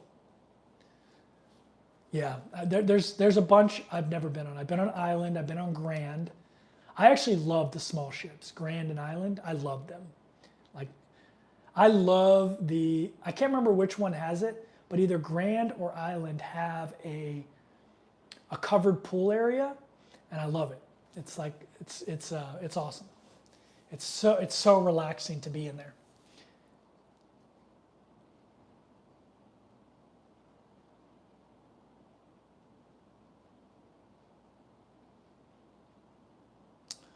Chris B says, if you're American, I don't think there's any Schengen visa you can get. You already get the maximum allowed time. That sucks.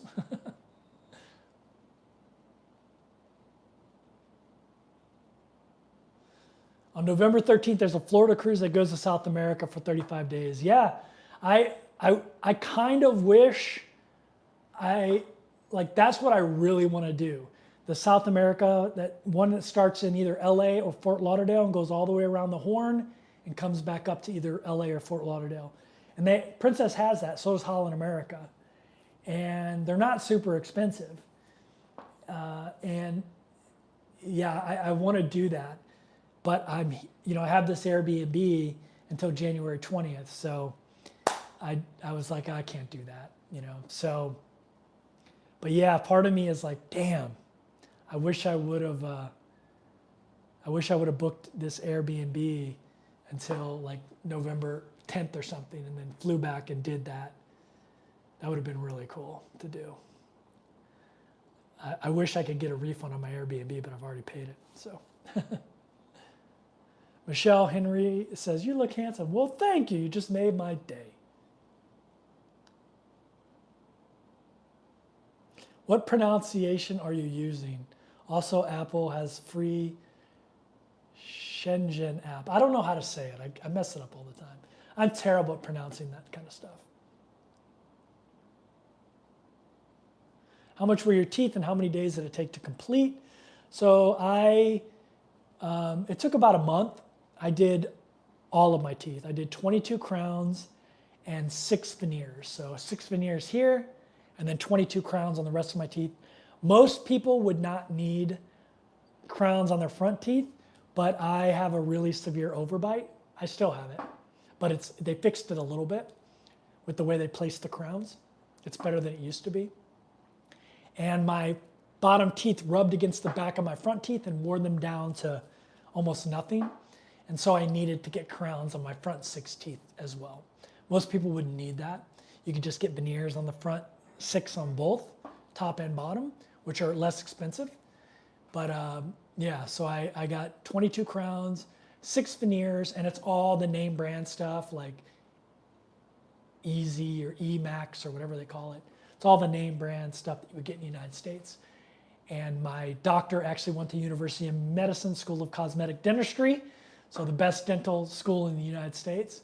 And I got a whole video about it, but go watch it. But it ended up costing $17,000 for all the work, which in the United States, for all the stuff I got done, it would have been minimum $50,000, minimum.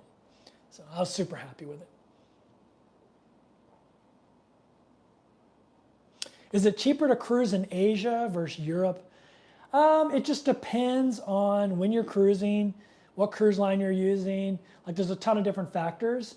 I would say it's pretty comparable. Maybe I'd probably say Asia, but it just depends on when you're cruising. But it's comparable and you can find deals here for sure.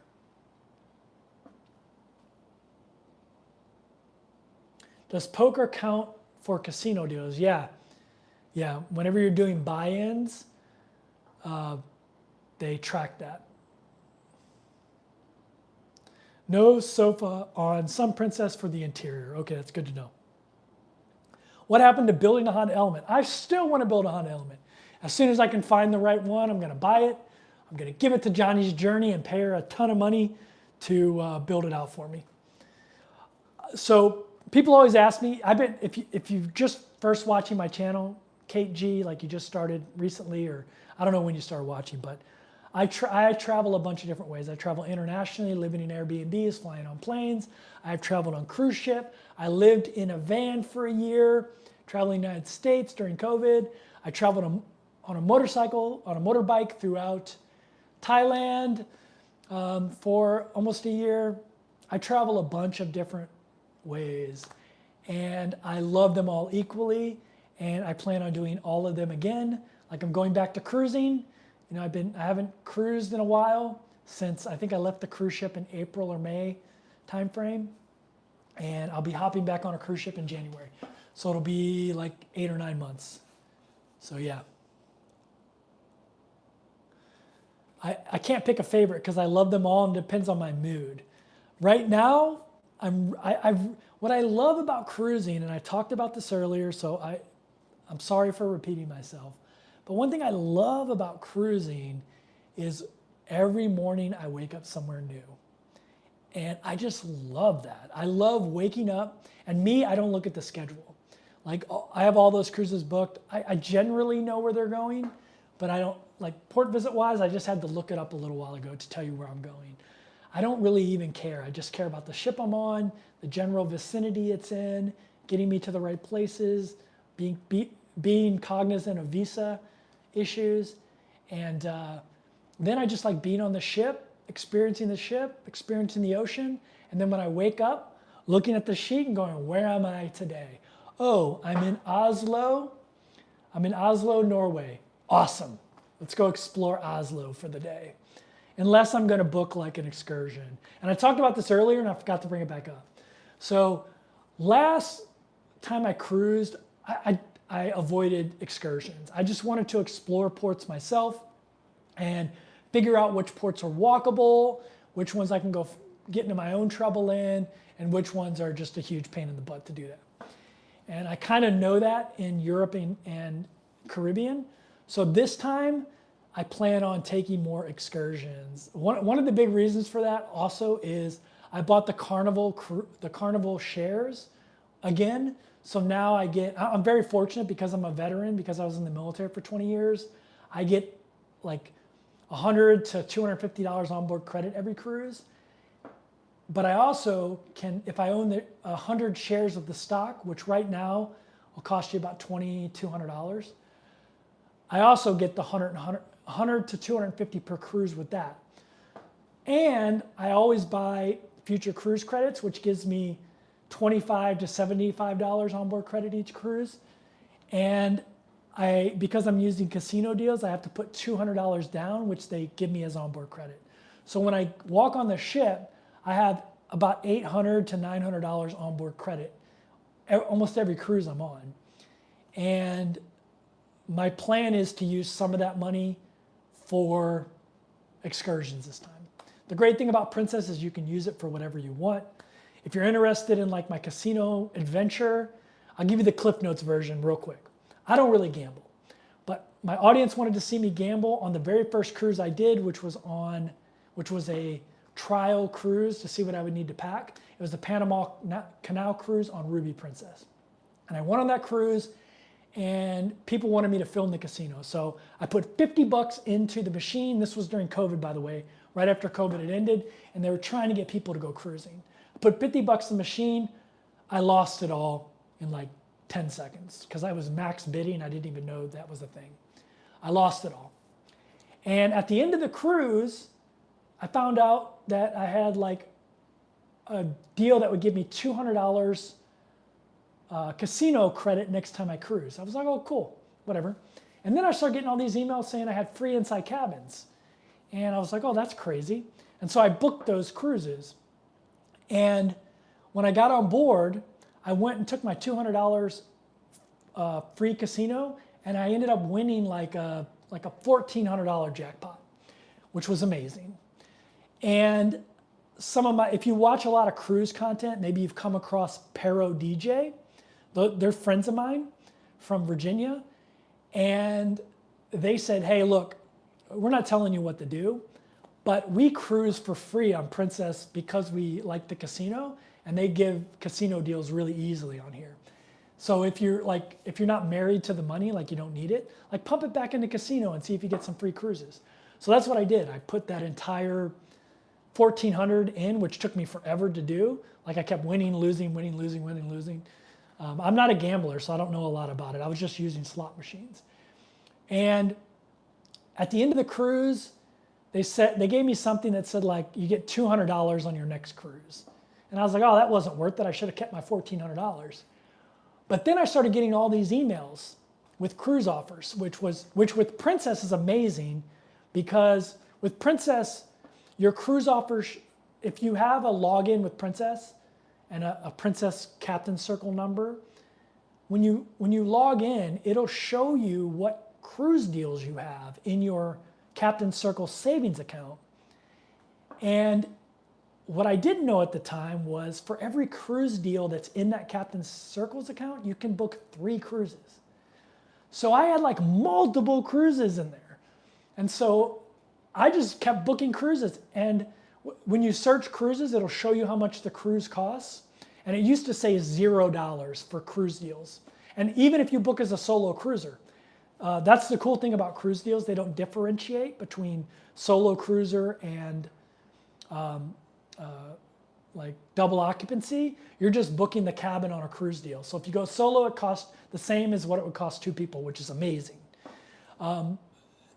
They used to list them as $0, and I just kept having all zeros, even after I kept booking cruises. And I'm like, what the heck is going on here? So I just kept booking and booking and booking and booking and booking and booking, and all my cruises were $0. Now, they're not $0, you just don't have to pay the cruise fare. You have to pay port fees, taxes, and gratuities. And you have to put $200, you have to put a $200 deposit down, but you get that refunded in onboard credit, which on Princess you can use for whatever you want. You can even go take it out in the ATM machine if you want. Or not in the ATM machine, but in the casino. You can just upload it into your casino chip or whatever, and then go cash it out and get cash if you want your cash back. You can do it that way. And so I was in this casino system already now, getting all these free cruises. And I was like, okay, I really want to see if I can stay into this casino system. So what I did was I would always get free play with the casino deals, like $50 to $200. I never got like the high roller stuff, but I'd get $50 to $200. And I would go and play that $50 to $200 free play and anything I won from it. So when you're playing in a casino, you win, you lose, you win, you lose, you win, you lose. And so every time you spin that wheel, you're getting a certain amount of points. I don't know how the point system works, by the way, so don't ask me. So if you're winning, losing, you're still building up points. So I would take all of that and put it in, and whatever at the end of the cruise, whatever I had left over in onboard credit. Most cruise lines will not let you use onboard credit in the casino. Princess will. So whatever I had left on onboard credit, so at that time I was getting like $500 to $750 onboard credit, and I wasn't using very much of it. And so I would end up pumping in like $200 to $500 from my onboard credit back into the casino. So it wasn't money, I wasn't losing my money, it was money that I got for going on the cruise. And so I put that money back in the casino. And for whatever reason, that kept me in the casino deal system. And when I left the cruise, the last time I cruised, like in April or May timeframe, when I left, I didn't have any casino offers left. So I was like, okay, I'm gonna go travel another way because I felt like it anyway. And I thought my casino life was over because I don't put my own money into the casino anymore. I just put like what I have on onboard credit and whatever I get free play. And one day I got an email and I was like, oh, okay, cool, they're doing casino stuff again. But I didn't really pay attention to them. I just quit because I'm over here in the Philippines. I was in Thailand getting dental work done. I didn't pay attention to them. And then recently I'm like, well, I feel like cruising again. And I was looking at other cruise lines because I was like, I need to try other cruise lines more. I'm mostly on Princess and I want to try some other cruise lines. But let me check Princess, and because I knew I had future cruise credits. And I had 4 casino deals in there, which, like I mentioned, each casino deal is 3 cruises. So I had 12 cruises. So I booked 10. And I would have booked 12 if Sky Princess didn't end its cruise cycle on March 3rd or May 3rd. I would have just booked 2 more cruises. But yeah, it's crazy. So I'm basically cruising from January 25th to May 3rd. It cost me $2,800 that I had to put on my credit card, but that includes the $200 per cruise, the $200 per cruise deposit I had to put that I get refunded. So if you take that out, I'm really cruising from January 25th until May 3rd for about a little bit over $800. And I get casino credit on all the cruises. So if you took that off, it'd be even less. It's not that much. All my cruises are like $25 or $50 casino that I can use on board. By the way, when you book those casino deals, like you can book 3 cruises per casino deal that you have on your savings account, but only one of those 3 cruises will you get the casino credit. The other 2, you will not get any money for the casino. Just that's something that's good to know. So you're not like shocked when you see that. But anyway, that's my story. I didn't want to tell it today because it's so long. And some people might not be interested in it. But that's how I got into the casino system on Princess. And they just keep giving me casino deals. And I'm like, well, whatever. Some people said, well, that's because you're a vlogger. And look, I have some of the most popular Princess videos out there. And Princess didn't invite me to some Princess. They invited every other blogger. Some bloggers that only have like 1,000 subscribers. I have 115,000 subscribers. They did not invite me. So I am not on Princess's radar for vloggers that they're interested in giving a bunch of free cruises to. I am not on their radar. So I'm not in that. And the casino is completely separate from Princess. It's its own company that just liaisons like with Princess. It's part of like the Carnival umbrella, but it's not, trust me, I'm not on Princess's radar. They don't even know I exist. If they did, I would have got an email saying, hey, come to Sun Princess during the vloggers cruise, and I didn't. And I'm still a little bitter about that because I have some of their most popular videos. And I obviously am generating a lot of new cruisers because I had so many referral bonuses. So I'm a little salty about that. But I like that though, because I wouldn't have, by the way, I wouldn't have accepted it anyway. One thing I learned about cruise lines is the ones that have reached out to me, one Italian cruise line that's pretty famous that you guys know, and another American cruise line that's pretty famous that you know, reached out to me, but they want creative control of your content. I'm not going to roll like that. So I would have not accepted the free cruises from Princess anyway, because I like to be able to make my own videos and say what I want to say. The good thing about cruise content is very profitable. Van life was the most profitable content I made. I could easily make $10,000 a month making YouTube videos about van life. It's just super popular and it pays a lot because RV companies advertise on those videos, and all they need to do is sell one $200,000 RV to make their ad money that they spent back plus a bazillion. So they spend a lot of money trying to advertise on top of those videos. It's similar with the cruise line. Like even like not making a lot of videos, like just doing live streams and doing a couple of videos here and there while I was cruising, I can easily make $4,000 a month. So I can make enough money on YouTube where I don't even have to touch my military retirement or my rental property income or any of my other income. Even if I didn't get cruise deals, I could pay for cruising full time with the money I make making cruise videos because it's actually pretty profitable. So I would never take money from a cruise line or free cruises because they want to be able to control my content, and I'm not going to let them, because I just prefer to be able to say what I want to say. Like even Princess, you guys know I sell Princess a lot. I love it. They suck with solo cruisers. They have the worst solo cruise program out there by far. It's terrible. It's like the worst. And I want to be able to say that Princess sucks with solo cruisers. All right.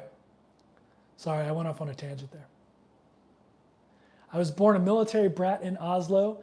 Never been. Are you talking smaller local ships? Norway and Iceland? We'll check your videos. I'm not sure what you mean. I'm not talking smaller ships. I'm talking major cruise lines go to Iceland and Norway and do Norwegian Fjord cruises. There are smaller cruise lines that do it too, though that you could do, but the major cruise lines do Iceland and Norway. It's actually super popular for them. You'll almost always get Iceland cruises and Norway cruises out of Southampton, and on a lot of the Transatlantics from the United States, you will get Iceland on the way to Southampton or into the Med.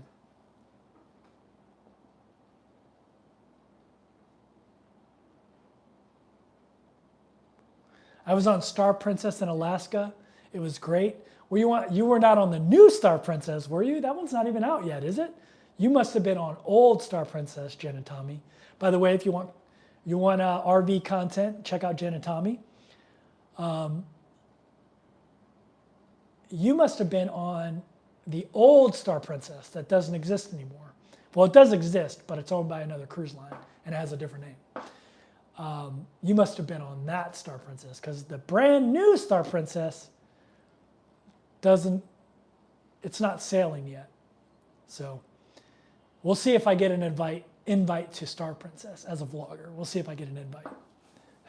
Again, I will not take it, but, and if I do take it, it's going to be no strings attached. I might take it just to see it, although those are like, if you know me, I'm not the kind of cruiser that likes short cruises. I want to be on a ship for at least 30 days.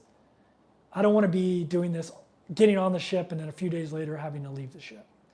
It's not worth it to me. It's a pain in the ass. I want to live on the ship, relax, unpack my stuff, not have to pack it again. And I want at least 30 days, but I try to stay even longer. Like I'm 35 days on Sun, and then I'm like 2 months on Sky Princess. And I would have been 3 months on Sky Princess if they had a cruise between the 3rd and the 17th of May. But when you do these vlogger cruises, they're only like 3 or 4 days. And I hate that kind of cruising. I hate it. So I probably wouldn't do it, even if there was no strings attached. If you've been on Caribbean Princess, then you have been on the Sapphire. Aren't they a little bit different though? I think Sapphire doesn't have the big Skywalker's Lounge up there anymore. I think they took it off Sapphire. Caribbean Princess is my least favorite princess ship. It might not be Caribbean Princess's fault. I got a norovirus on there, so I associate norovirus with there, but also there was a ton of kids on there. They have like a little water park thing, and maybe that's why kids go in there, but it was during spring break, so it might have been my own fault. But that's why I don't like cruising with kids, because even though there are some disgusting adults that don't wash their hands after they use the bathroom or pick their nose, little kids a lot of times don't. And so I kind of, the reason I think I got norovirus on Caribbean Princess was because there were so many kids on there and they were touching their nose, touching their butt, and then touching handles, touching tongs in the galley and stuff like that, in the buffet. Would you recommend the Unbound Merino pants? Asked James. So I have mixed emotions about them. They're okay.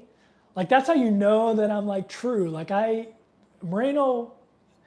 Merino sponsors me, and I'm not too crazy about the pants. I'd say they're okay, but for the money, I wouldn't buy them. They're too expensive. I don't think they're that great.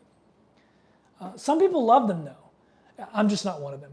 The Unbound Merino shirts, I love them to death. They're my favorite travel clothes out there. but I'm not too crazy about the pants. Personally.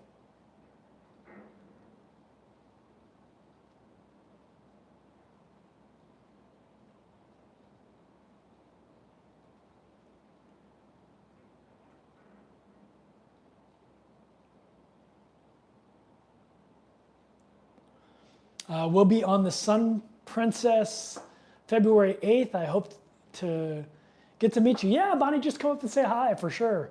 I love that kind of stuff. My mom, I used to be a lawyer. I was in the military for 20 years, and then I retired and became a lawyer.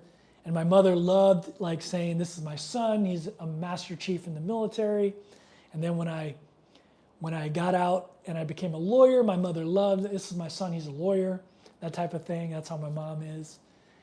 And when I quit being a lawyer to go do YouTube, she still introduced me as her son, the lawyer, which is technically true. I keep my law license active, but it wasn't until she went on Enchanted Princess with me on a cruise. And every time we got in an elevator or something, someone would be like, oh, I love your videos. You motivated me to, save money so I could retire. Or you motivated me to take cruises, and I love them, and we come all the time. People kept stopping me. And then after that, my mom was like, oh, this is my son. He does YouTube. He's really famous. And I'm not famous. I never get recognized anywhere except on Princess ships because you're in a closed environment, and there's only so many cruise vlogs, although there's a ton now. There used to not be that many, but there's a ton of them now. But there's not a lot of princess content out there, especially guys like me that cruise princess a lot. And at a relatively young age, I'm not young, I'm almost 50, but a lot of people that cruise princess are an older demographic, and so they're not out there making YouTube videos. But yeah, just come up and say hi, Bonnie, especially if my mom's with me. I want to start a slow travel channel with living on the cruise ship to mix in. Yeah, you and Grounded Life are my inspirations. I love Grounded Life Travel. It's one of my favorite channels. I got to meet them. I was fortunate enough to meet them in Thailand. I hope to get on a cruise with them one day. They're great. They're amazing. If you don't watch them, go watch them. They're much better YouTubers than I am. They put out much more content on a more regular basis, and I think you'll really like them. Kate says, started following you at Travado. Still own my Travado. Well, that's awesome, Kate. I'm sorry I didn't recognize your name if you've commented before. That's very cool. Yeah, that was my second form of travel. I started traveling internationally, living in a different country every 30 days. Then COVID hit, and I went into the van. That's when my YouTube channel got really popular, was when I started doing van life. Andrea says, as elite on Princess, I get 10% off excursions. That's really cool. So for those who don't know, Princess has a bunch of different levels, but one of the advantages of cruising, most cruise lines don't have this, but one of the advantages of cruising Princess solo is you move up their loyalty level faster. So most cruise lines only have one way to get up their loyalty level. It's usually days or number of cruises.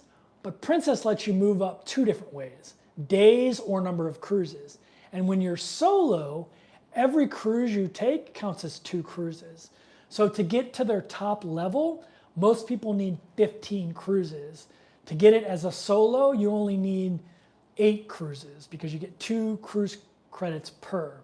And what's cool, if you take a 14-day cruise that could be booked as 2 7-day cruises, like you could have booked it as 2 separate cruises, but you booked it as one 14-day cruise, you actually get 4 cruise credits. You get 2 cruise credits for each of those cruises that could have been booked as a separate cruise. So you can take 1 cruise of Princess and have 4 days. So really, you can move up their cruise thing in 4 cruises if you take 14-day cruises that could be booked as 7-day cruises. Now that doesn't count if you book like a 16-day cruise that can only be booked as a 16-day cruise, like a Panama Canal cruise. They're oftentimes 16 days. but it's only one cruise. It couldn't have been booked as two separate 8-day cruises. It has to be a cruise that could have been booked as multiple cruises. So, and to be honest with you, Princess doesn't even know that. If you go to Princess Captain Circle and ask them, they will tell you the opposite, like they told me. But they were wrong about that. You can actually be booked, or you'll actually get credit for 2 cruises if you book as 2 separate. The only problem with Princess's loyalty level is you get there too quick.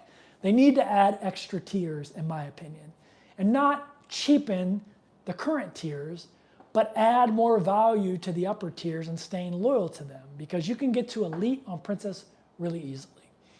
And Princess doesn't have a whole lot of value to their loyalty levels, other than you get a free mini bar when you come on board, which is great. I don't drink alcohol, so I just have them change it to Diet Cokes. But it's cool to get a bunch of free Diet Cokes. But that, and then you'll get like half price internet, which should be free internet in my opinion. And you'll get, those are the ones that matter. You get the 10% off excursions like Andrea mentioned. But those are the ones that really matter. You get head of the line privileges, but that's not that big of a deal. But yeah, where was I going with that? But you can get there really quickly, even if you don't get the benefit of getting it as a solo traveler. But like on Royal Caribbean, their loyalty program will take you years to get to the top level. Even if you cruise every single day, it'll take you multiple years to get to the top level. And the levels as you go up, you get a lot of value, basically a drink package at certain levels, free internet at certain levels, free cruises at certain levels. So I definitely think, I always talk about negatives of Princess because I love Princess. It's my favorite cruise line. I love it. But there's 2 things that annoy me about them. The first one is the solo program sucks. It's the worst on any cruise line I've been on, which sucks because I'm a solo cruiser. And the second is their loyalty program caps off really quickly, and it doesn't have a lot of value. They need to add more value, add more levels. Make me cruise with you, Princess. Take my money. Make me cruise with you. If you weren't giving me those casino deals, I'd be cruising with other people because I can't go up Princess any more than I already can, and the loyalty benefits are not that great compared to Royal Caribbean. Royal Caribbean's loyalty thing is the best benefits, and it's also the longest runway. So they need to add more levels like Elite Plus or King level or Queen level or something like that, and make it better. Is it true that veterans are paid over $5,000 a month? I'm not exactly sure what you're talking about. If you're talking about disability, like veterans on their disability, I don't get that. I'm retired, so I get 50% of the rank I was the last 3 years I was in the Navy. So for me, I get 50%. I did 20 years. I did a little bit over 20 years, so I get 50% of the rank I held the last 3 years. The average salary the last 3 years I was in. That's what I get. It's a little bit different now. They kind of changed it up a little bit. I think they get 40% now. But also, if you were injured as a veteran, you can get disability compensation. It's kind of like Social Security disability. I don't have that, but there are veterans that get it, but it's nowhere near $5,000. I want to say it's probably half that. But I'm not 100% sure.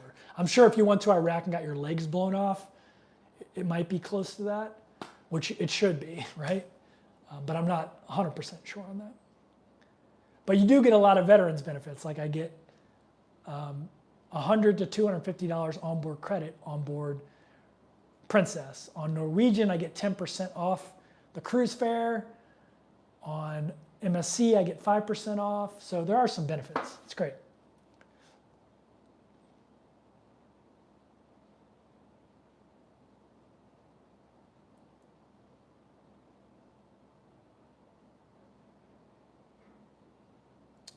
Rich said the Rams beat Seattle today. Nice job. Yeah, that's why I was a little bit late to this live stream, because I was watching my Rams beat Seattle in overtime. We got really lucky, actually. We should have lost that game.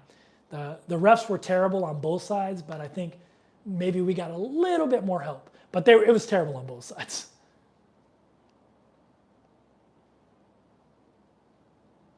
James says, I haven't watched your channel in a few months. Looking good, man. I appreciate that, James.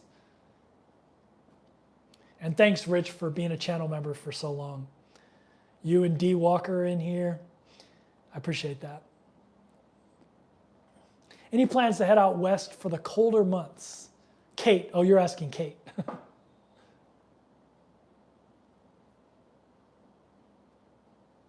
Have you been on Crown, Princess? I have not been on Crown, but I want to go on Crown.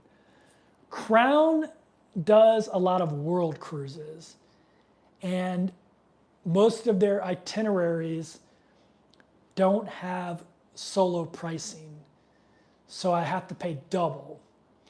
That's why I've never been on Crown, because their cruises are so long that they don't allow casino deals. You can use a casino deal up to a cruise of 20 days. Anything over 20 days, and you can't. Sometimes you can find cruises that are over like 33 days, but they can be booked as two separate cruises, so you can fit them in as casino deals. But Crown always has longer cruises, and so I haven't been able to get on Crown. I don't mind paying like without a casino deal, but I'm not gonna pay double because I'm not bringing somebody. So either I need to do a cruise with like my mom, and then I'm getting my value to do a cruise like that. So that's the biggest reason I haven't been on Crown. Crown and Island are the ones that do a lot of world cruising right now. But yeah, I haven't been on Crown yet. But it's one of their older, smaller ships, which I really like. Some people don't like the older ships. I do. They're smaller, and they have promenade decks, which most new ships in any cruise line do not have promenade decks.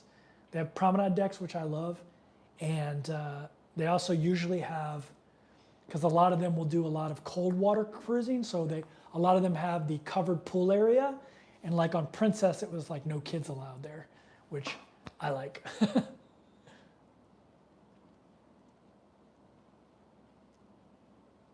Life's a Beach says, I got off Sapphire, it has a Skywalker, but it doesn't have the bridge like on Caribbean Princess. Okay. Is it the Skywalker that's like floating above the back? The big Skywalkers, that's like the big ball floating on back? Is that what it's like on Sapphire? I might go on Sapphire. Some of my friends are going to be on Sapphire for Alaskan cruise, and they want me to come there and cruise with them. So I might go on Sapphire. The thing I like about Sapphire for Alaskan cruising is they do like the 10-day ones, 10 and 14-day ones, which I really like.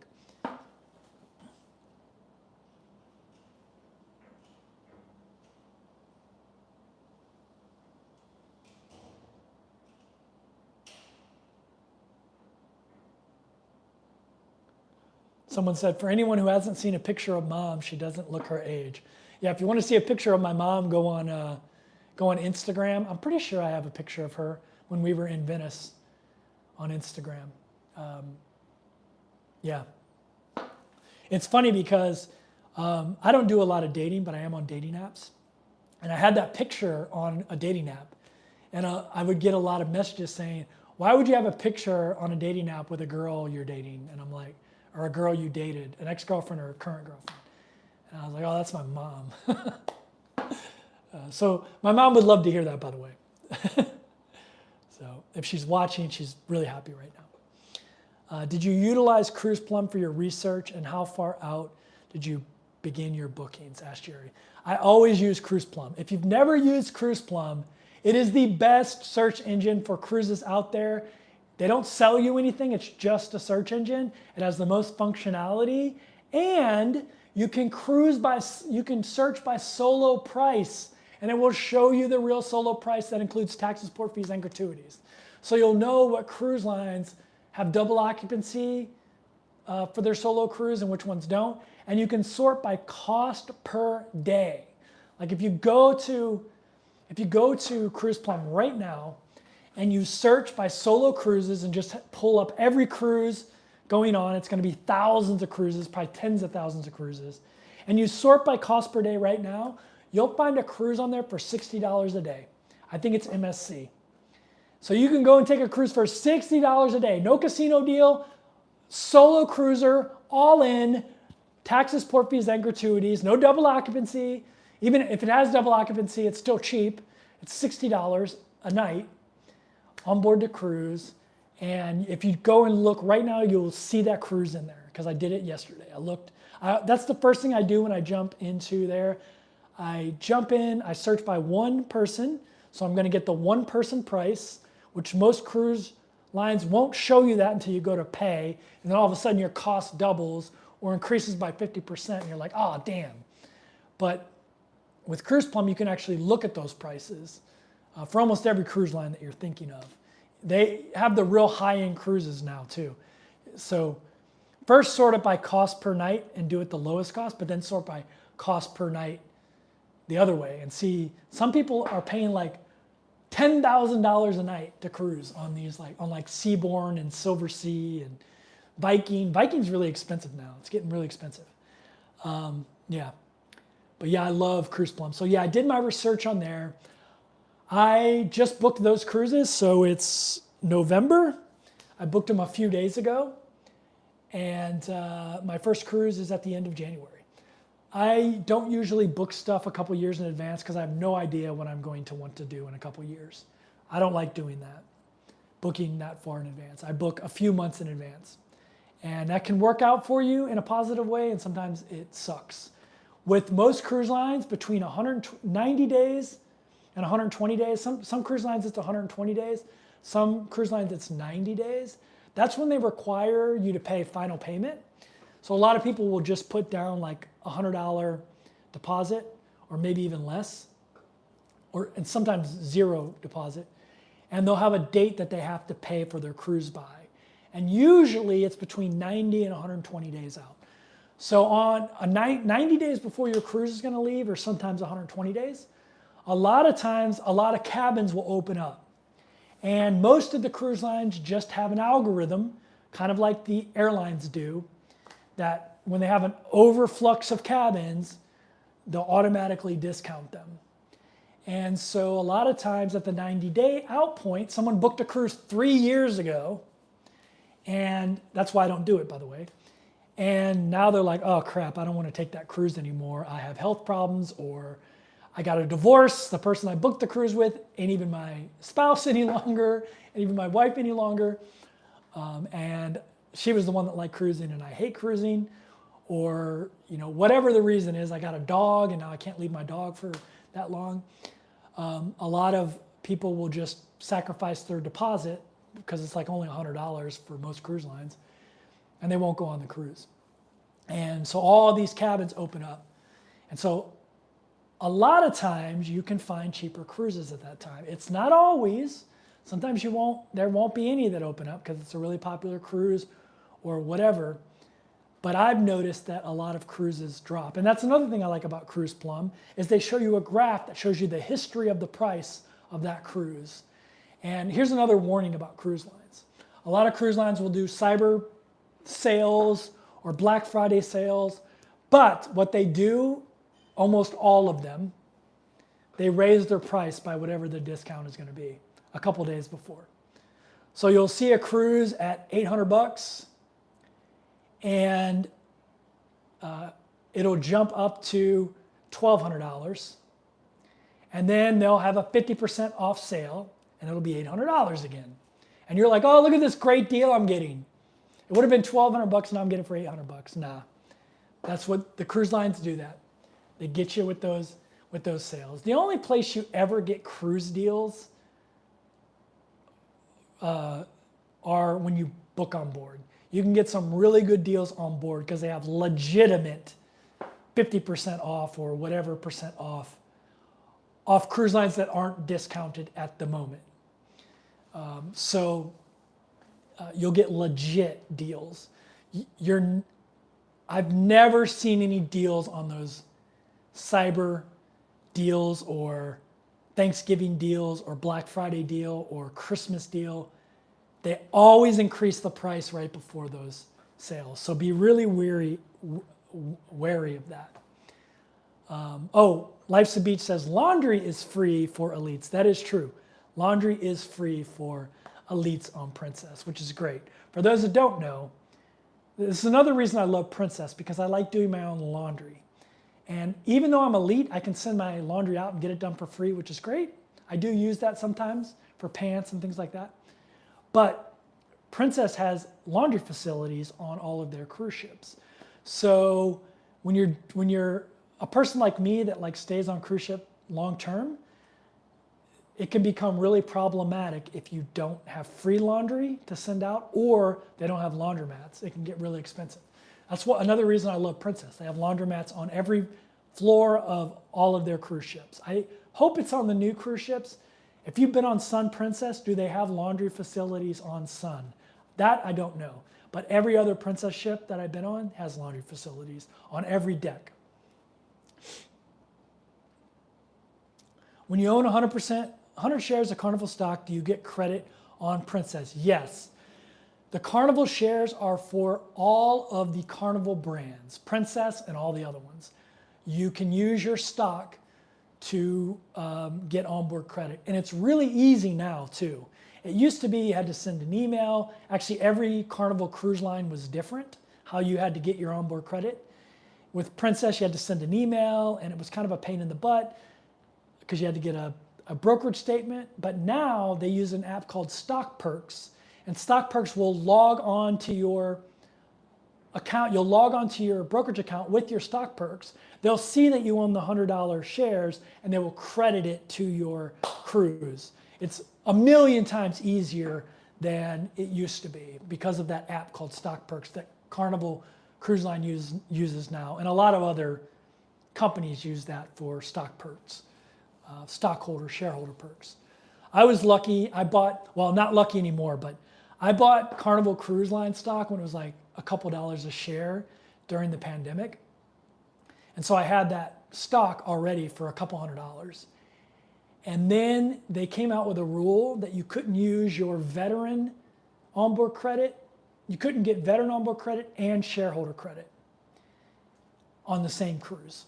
And so I was like, well, screw it then. I'm going to sell this stock. And the stock had run up to like $11 or $12 a share. So, I made money on the stock, which was great. But I was like, I don't want to own this stock. Not calling it a stupid stock, but it's not a great. Cruise industry is kind of like the airline industry. And if you bought during COVID, you've gotten great returns, but they're not generally a great return stock, growth stock, because the cost of building a cruise ship is so expensive, billions of dollars. So hundreds of millions to billions of dollars. So I just sold the stock. Well, then they changed, like there was an uproar with all the veterans, and they changed the rule back. So now you can own it again. And so I haven't owned it. So now I bought it again, but it's $21 a share now. So, well, actually $22 a share now. I wish I would have bought it a couple of weeks ago because it was much cheaper, but I didn't know I was cruising yet. So it's run up to almost $22 a share. I got to see when they report. I think they already reported, but I'm hoping that they report bad numbers and I can pick them up on the cheap. Yeah, it's going to be like $21 or $22 a share. So it's going to be $2,200 to buy them. But if you're cruising a lot, you're going to get $100 to $250 a cruise. If you're on anything 14 days or above, it's $250 of onboard credit. So 10 cruises, you'll have your money back. So, All right. Do you think you will pay extra for restaurants? I probably will to try them out. I'm going to have a lot of onboard credit. I'm going to have between $500 and $800 onboard credit every cruise. And so I probably will just use it for Crown Grill. I'll go eat. I love Crown Grill steaks. I love sushi, and I think Sun Princess has a sushi restaurant. They also have a teppanyaki and a hot pot restaurant, which I love. Teppanyaki. I do like hot pot, but I don't like cooking my own food. So I like hot pot when someone makes it for me, but they have the kind like where you have to do it yourself. And so I'll probably go to the teppanyaki restaurant, and which is kind of like P.F. Chang's, if you've ever been to P.F. Chang's. So I'll probably do that just to try it out, make a little video about it. I was watching Para DJ because Para DJ just went on Sun Princess. And so I got to watch their videos and get the lowdown on Sun Princess a little bit. And so I'm excited about it. But yeah, I'll try all the restaurants. My plan is to do a better job doing cruise content. I showed everyone earlier that I just bought a new vlogging camera that helps do filming like that. And it also has a mic with it. So this wireless mic. So I won't have to talk very loud. I can talk really quiet like this, like I am with this mic, and it'll still pick up my audio, and I won't disturb other people when I talk. But I bought this little vlogging camera, which is pretty awesome actually. And it comes with this mic, and it also comes with a stand to like hold it or whatever. So I can set it on the table, and it's got a gimbal, so it's going to be stable. And I can set it on a table and, look at myself and do my whole, be able to set it up so I can do my whole eating and talking, because I know you guys love the food stuff. But I hate doing the food stuff when I got to hold my phone, and with my phone, I have to have a wire with a wireless mic connected to it. It doesn't automatically work with my phone. I have to do a couple things, and this thing is just super small and easy. I can just stick this thing in my pocket, So, and the wireless mic automatically connects with this when you turn it on. So it just makes it super simple to do. So, I think I will do more. I will make more content that you guys want. I know you guys want to see more of the restaurants, stuff like that. So I will definitely do that on board. Life's the Beach says Royal Caribbean has too many people, so you're waiting for everything. Yeah. I went on a lot of Royal Caribbean, but I did older ships, like Enchantment of the Seas. So it wasn't so bad on those older ships. I haven't done any new Royal Caribbean ships. I've just done old ships, which I really like. They kind of remind me of old Princess ships, although I think the Princess older ships are a little bit cleaner and more taken care of than the Royal Caribbean older ships. I think Princess, they're more important to Princess, and Royal Caribbean makes all their money off their new ships, and their old ships are just kind of they don't go to as many places as Princess does. Princess goes to a lot of places where you need smaller ships. And so I think they just keep their older ships to be able to be out of Baltimore and places like that. Where Princess, their older ships are money makers. Like Crown Princess is one of their older ships, but it's like one of the most expensive ships to go on. It's much cheaper to go on Sun than it is Crown Princess. And Crown Princess is like 30 years old. Actually, I think it's older than that. So.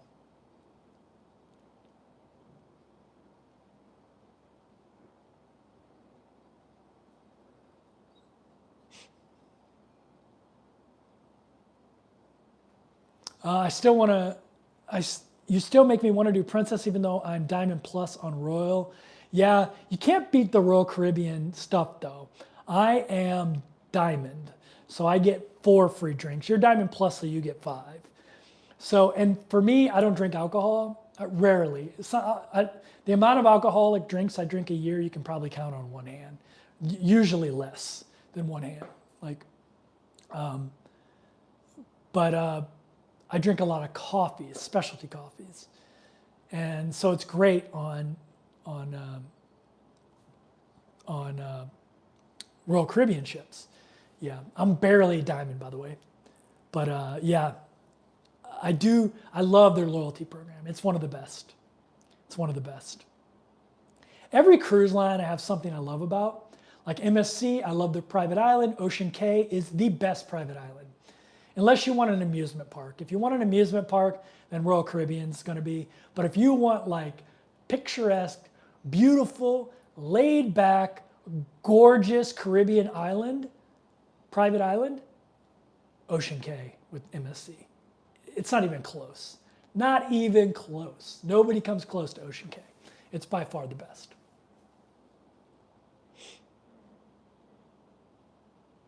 How do I feel about How do you feel about the Viking cruises or anything like that? I think Viking is amazing. It's just gotten super expensive. I actually was going to take my mother. I had it booked, a Viking cruise, and it actually wasn't super expensive. It was a river cruise in Europe that was doing all the Christmas markets.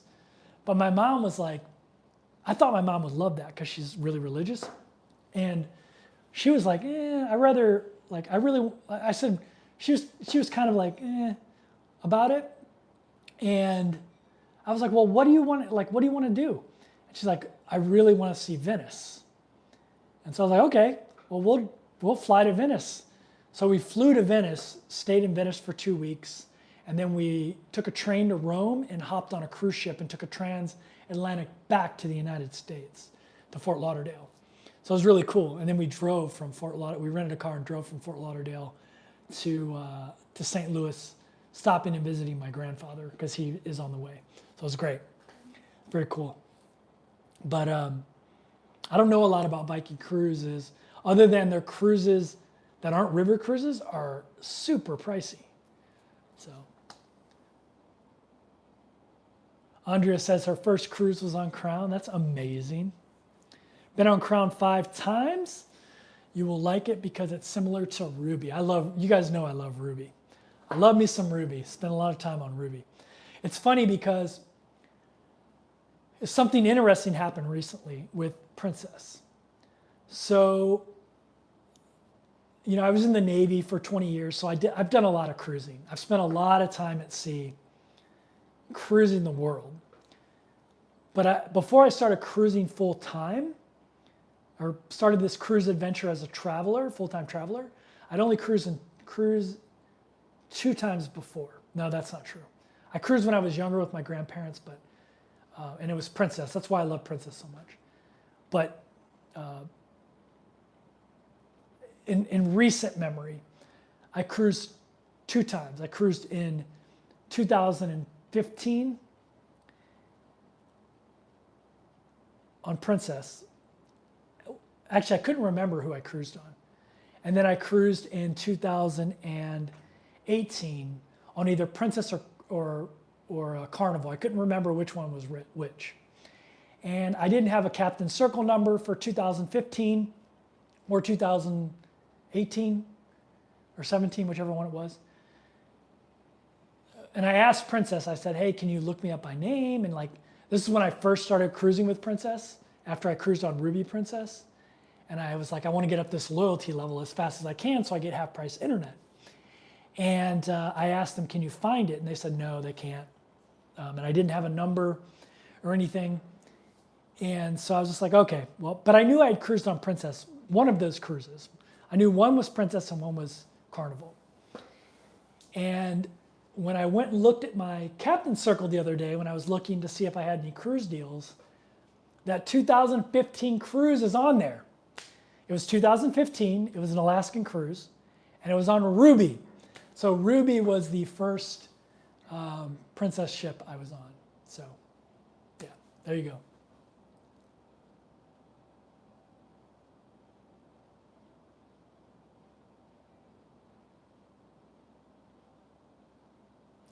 Skywalker bar on Sapphire sits lower than on Caribbean. Okay, that makes sense.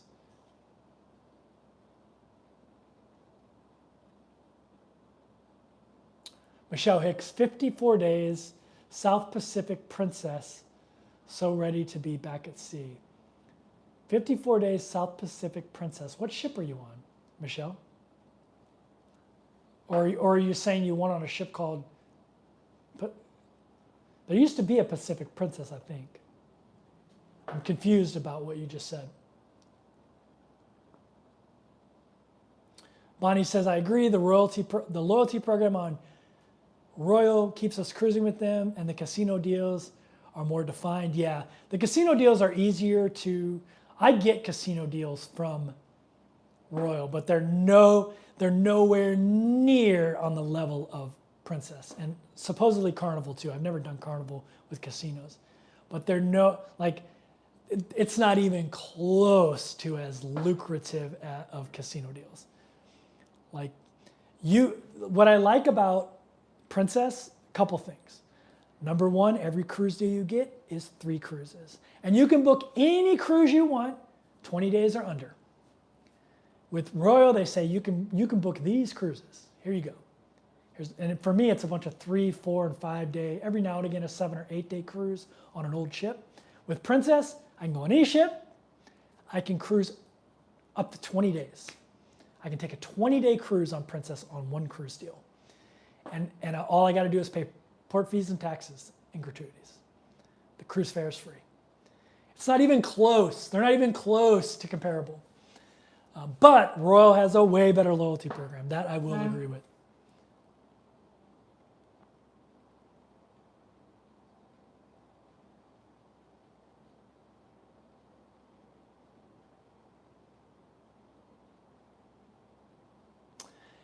Annie Shenanigans, what's going on, Annie? How you doing? Says 12-day cruise from Miami to London, 60 a day.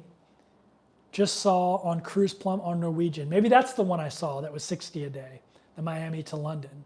And that's awesome if it's on Norwegian, because Norwegian is the most fun for solos. So I highly recommend that if you want to cruise.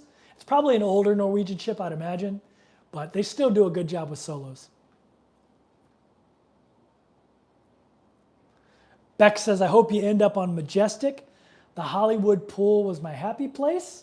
As an early riser, I would be there before anyone else. The water was so warm and looked like glass, perfectly undisturbed.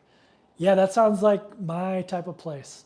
I almost guarantee you I will be on Majestic at a minimum for the Trans-Pacific or Transatlantic. If I decide to leave in July, which I probably will because I'll be running into all the Schengen issues, and I will do one of two things.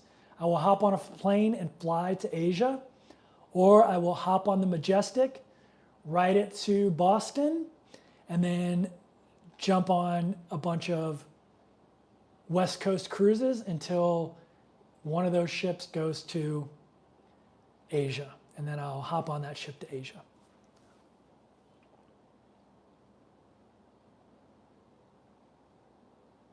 Is Vacations to Go any good?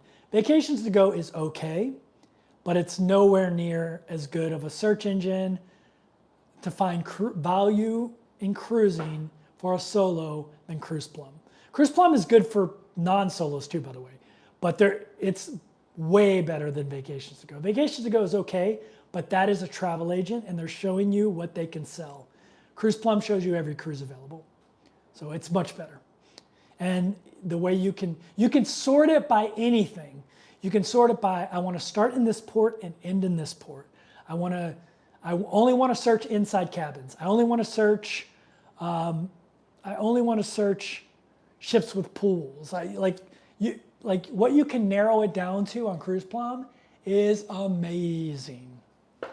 And the best feature for them is you can search by cost per day, and they're showing you the real cost. Taxes, port fees, gratuities, and cruise fare. So it's great.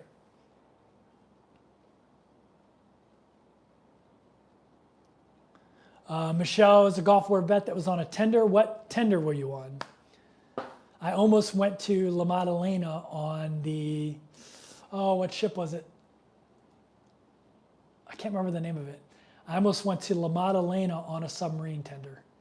I actually had orders there and they got switched, and I ended up on a ship out of mainland Italy, out of Gaeta, Italy instead, which ended up working out great for me.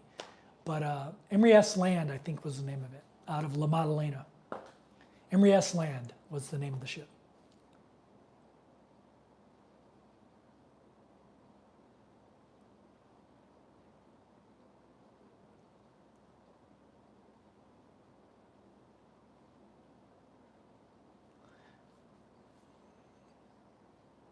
Yeah, Gary loves Vacations to Go. Gary Bainbridge, he's great, by the way.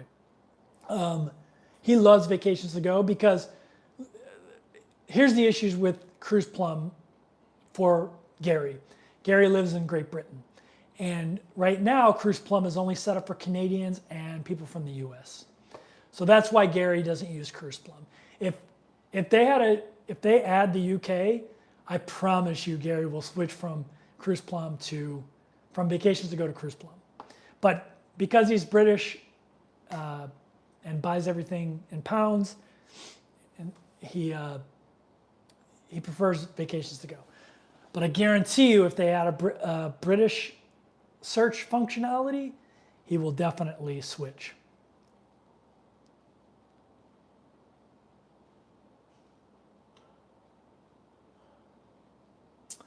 Do you have a link to the tripod thing? I don't. I'll put one on there. This is a DJI Osmo Pocket, and the tripod thing comes with it. I got the Vlogger edition, which comes with the microphone, and this thing, and it also comes with a handle extender that's actually a battery. So if you want it to last longer, it'll last longer. On Holland America, Eurodam right now, just got off Sun Princess. Not perfect, but we enjoyed it. Can't wait to see your perspective. That's very cool, man. How you doing, Sig? Sig's on Holland America, which is a cruise line I need to get on. I love their South American cruises.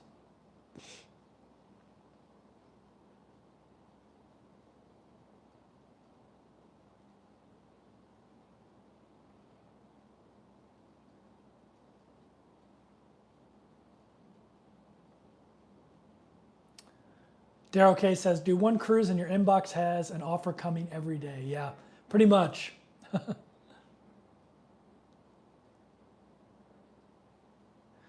Kevin, what is the maximum number of days you're willing to sail? Asked Jerry. So I was in the Navy for 20 years and I did a 11-month deployment one time. And we actually did 6 months at sea without hitting a port. And I was on a small ship. I was on a frigate, which only has about 200 people on it, and no amenities. Like an aircraft carrier has some amenities. A frigate doesn't have, it's awful. It was terrible. It was just, we were all going stir crazy. It's terrible. But yeah, I don't recommend that to anybody. But yeah, I could do, how many days can I stay on a ship? A long time. I mean, every day you're pulling in somewhere new, so it's not like you're not leaving the ship. You can leave the ship every day and go and explore some new exotic or maybe even non-exotic place. I can go hang out in Southampton all day while, when we pull into port there.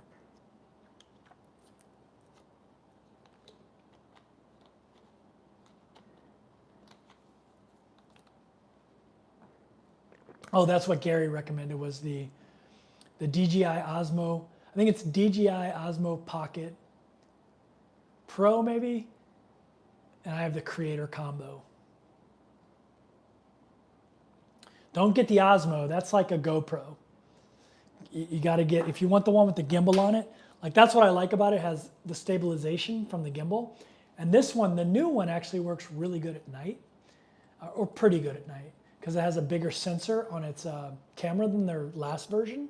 I actually had their last version, and it was just too much of a pain in the rear end, and it didn't have this, it had a front-facing screen, but it was really tiny, and this one actually has a decent one where you can get yourself on here, and this thing will actually track you and follow you. Like if I put it on my face right now, like the camera will follow my face. I think I got to double click it or something. Yeah, double click it now. If you watch actually let me move it over here so you can see it. And if I move my face, it follows me. I don't know if you can see that. It'll move with my face, which is a kind of a cool feature for a vlogger. But yeah, I like it. And the biggest thing I like about it is the microphone works automatically. You don't have to have any wires to work the mic. Like, even though this mic is wireless, I need a wire to hook it up to my phone. So you got to carry extra stuff with you. It's kind of a pain in the butt to get set up and carry, and just, I like that one's little. Everything works right away. It's small and inconspicuous. I like that about it. Someone told me Sun Princess has laundry. Yay.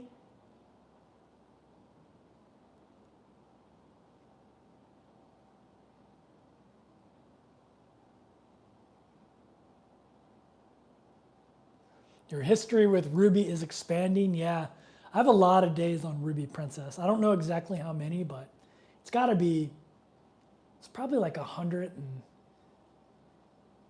it's got to be 130 maybe, something like that. Maybe more. I don't know. I got a lot of time on Sky Princess too, though, and I'm getting ready to add more time on Sky.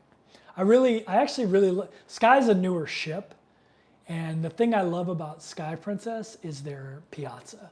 It's the best, like Sky and Enchanted Princess, which has a similar piazza. Actually, I think I like Enchanted Princess a little bit better than Sky Princess. I haven't been on Discovery Princess, which is even newer than Enchanted, but yeah, I like that class of ship. I don't know what class that is. Anybody know what class it is? Is it the Sky class? I know Enchanted is newer than Sky, and Discovery is newer than, I think it's Discovery. Discovery is newer than Enchanted, I think. Sorry, I keep itching my nose. It's itchy. Have I ever cruised Tahiti and the surrounding islands? I have in the Navy, not on a cruise ship.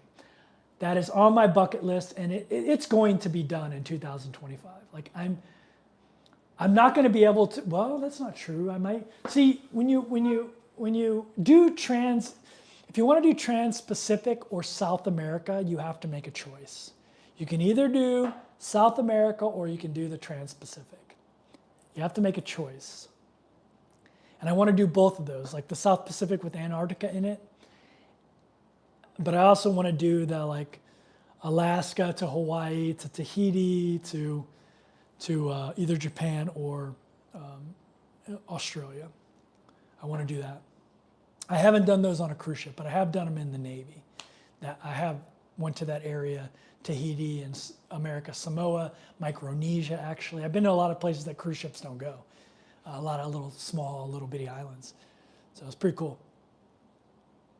Like a lot of Americans don't know, like there's a lot of places you can go with don't even need a US passport, like Guam, like America Samoa, like Micronesia, those are all like US territories. So you can actually go there on your driver's license if you want.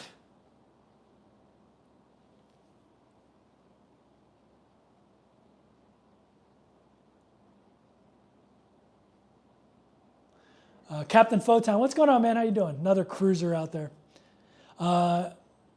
You've got the cruise bug again, my friend. The Sun Princess is awesome. Yeah, I'm excited about Sun. I'll be on Sun for 35 days, and then I'll be on Sky Princess for a little bit over 2 months. And then possibly, I can't remember which one's doing, it's either Enchanted, no, it's either Emerald Princess or Regal that's doing the British Isles, which is what I'll need to do because I'll be running up against too much time in the Schengen. I'll probably jump on one of those before catching Majestic Princess back to the United States to go do some West Coast cruising and then hopefully a Trans-Pacific. So we'll be doing a lot of cruising in 2025.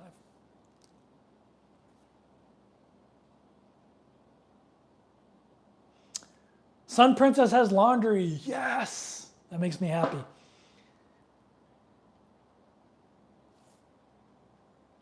Thanks for that, JCE.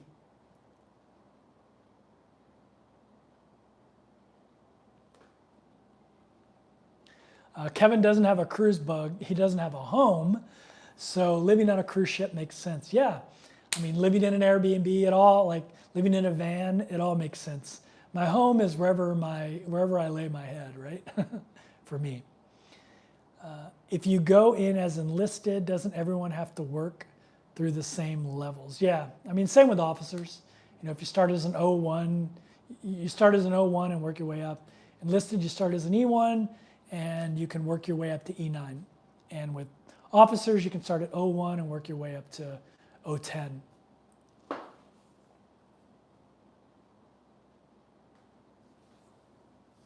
Andrea says, tell the truth, Kevin, deck 16, aft port side. That's where I met Andrea, was deck 16, aft port side. That's where she likes to go sit. So the cool thing about Sky Princess, that I think I'm not going to like about Sun Princess. Sky Princess has their buffet on deck 16, which most Princess ships do.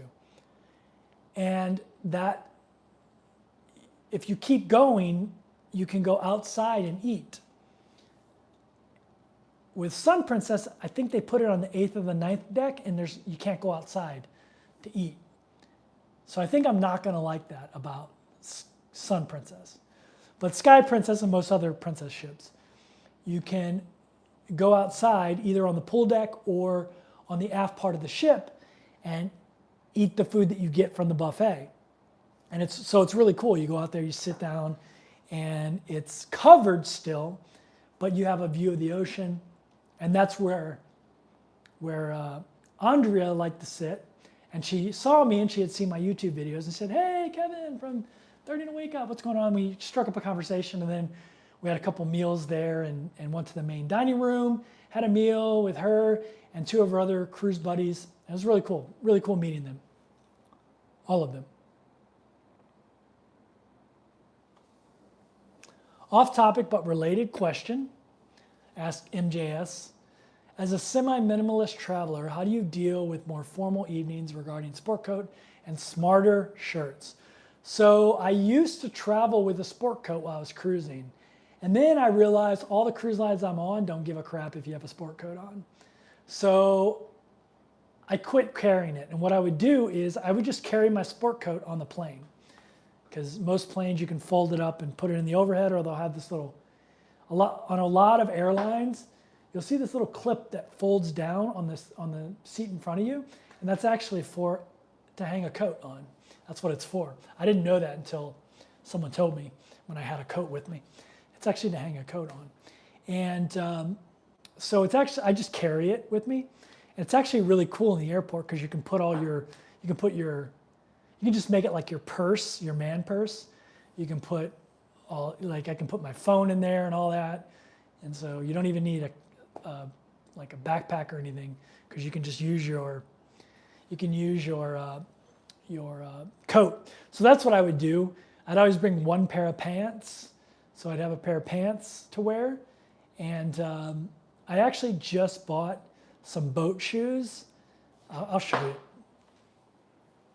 I bought they're called boat shoes, the Sperry's topsiders. I just bought some boat shoes, and I'm just going to bring these with me cruising. I don't travel with a backpack when I'm cruising. I travel with a carry-on case. Actually, I really like it even without cruising. I'm actually using it for this live stream. Whoa. Here, I'll show you. There's a link to it. But yeah, it's right there. So I'm using it as a stand for this live stream. But it's great, and I can fit everything I need in that thing. Maybe in the future I will go a little bit more, maybe in the future I'll go bigger, I don't know. But I haven't felt the need to have a sport coat. If you're on NCL, they don't care what you wear. I heard on Sun Princess, they actually have a main dining room that's called American Cafe. You can wear whatever you want. So that'll be great. That's kind of like NCL. And maybe I don't know, I might be responsible for that, because in one of my YouTube videos that was really popular, I was talking about things I didn't like about Princess, and one of them was you have to get dressed up to go to the main dining room. And when I'm on NCL, I don't have to. And why do I have to get dressed up to go to the main dining room? I get it. They want people to have that experience, that formal night experience. But it looks like on Sun, they actually have a dining room that's not formal. It's called American Cafe. So I can go there and get made to order food. Because I heard on Sun Princess, they serve you in the buffet, which makes sense for like norovirus reasons. But sometimes that's kind of a pain in the rear end. I've heard French Polynesia is a highly recommended cruise. Yeah, I want to do that. I've been to French Polynesia in the Navy before, and it's amazing, but it was a long time ago. I don't know why those ships don't stop in Guam. I mean, it's a U.S. territory. I don't know why they don't stop in Guam on their way over there. Guam's beautiful as well.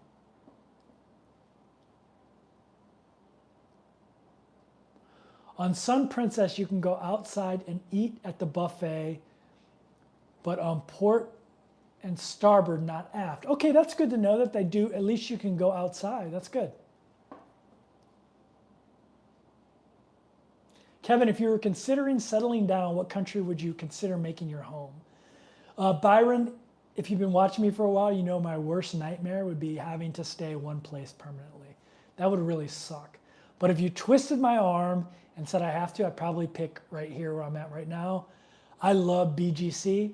Actually, it'd be really hard between Thailand and here.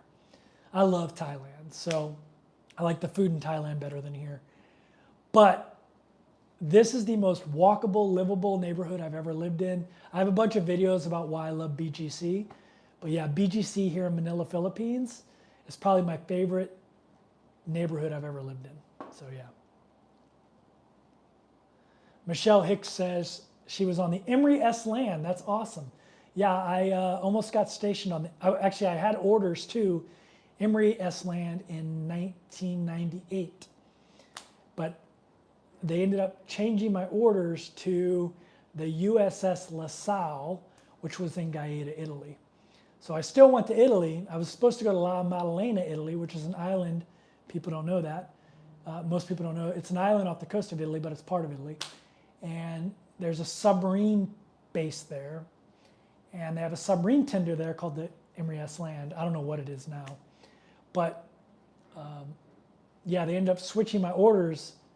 And I ended up going to Gaeta, Italy, which I ended up loving because it was on the mainland of Italy. So much easier to travel the rest of Italy than La Maddalena would have been. But yeah, I loved that duty station. But yeah, first I was on the USS La Salle, but then that ship changed, had to do yard work, and they put us on the USS Mount Whitney. So I was on the USS Mount Whitney and the USS La Salle while I was in Gaeta. But sometimes the Emery S land would come there and port visit there.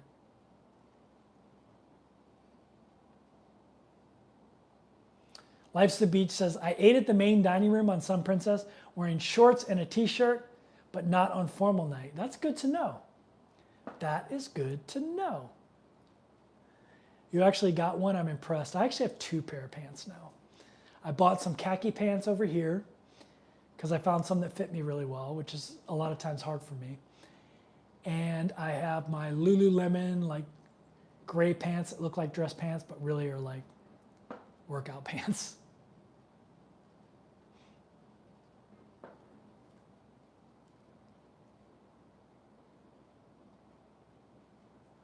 Michelle Henry's going to sleep. Good night, Michelle. Thanks for watching. They serve you on the sun to reduce food waste, and I hate to argue with them for more food. I had to argue with them for more food. Yeah, I hate that. I get it though, because I've had norovirus, and it probably will cut down on norovirus. So that'll be like a side benefit of it. I get it though. I get the cost saving thing though.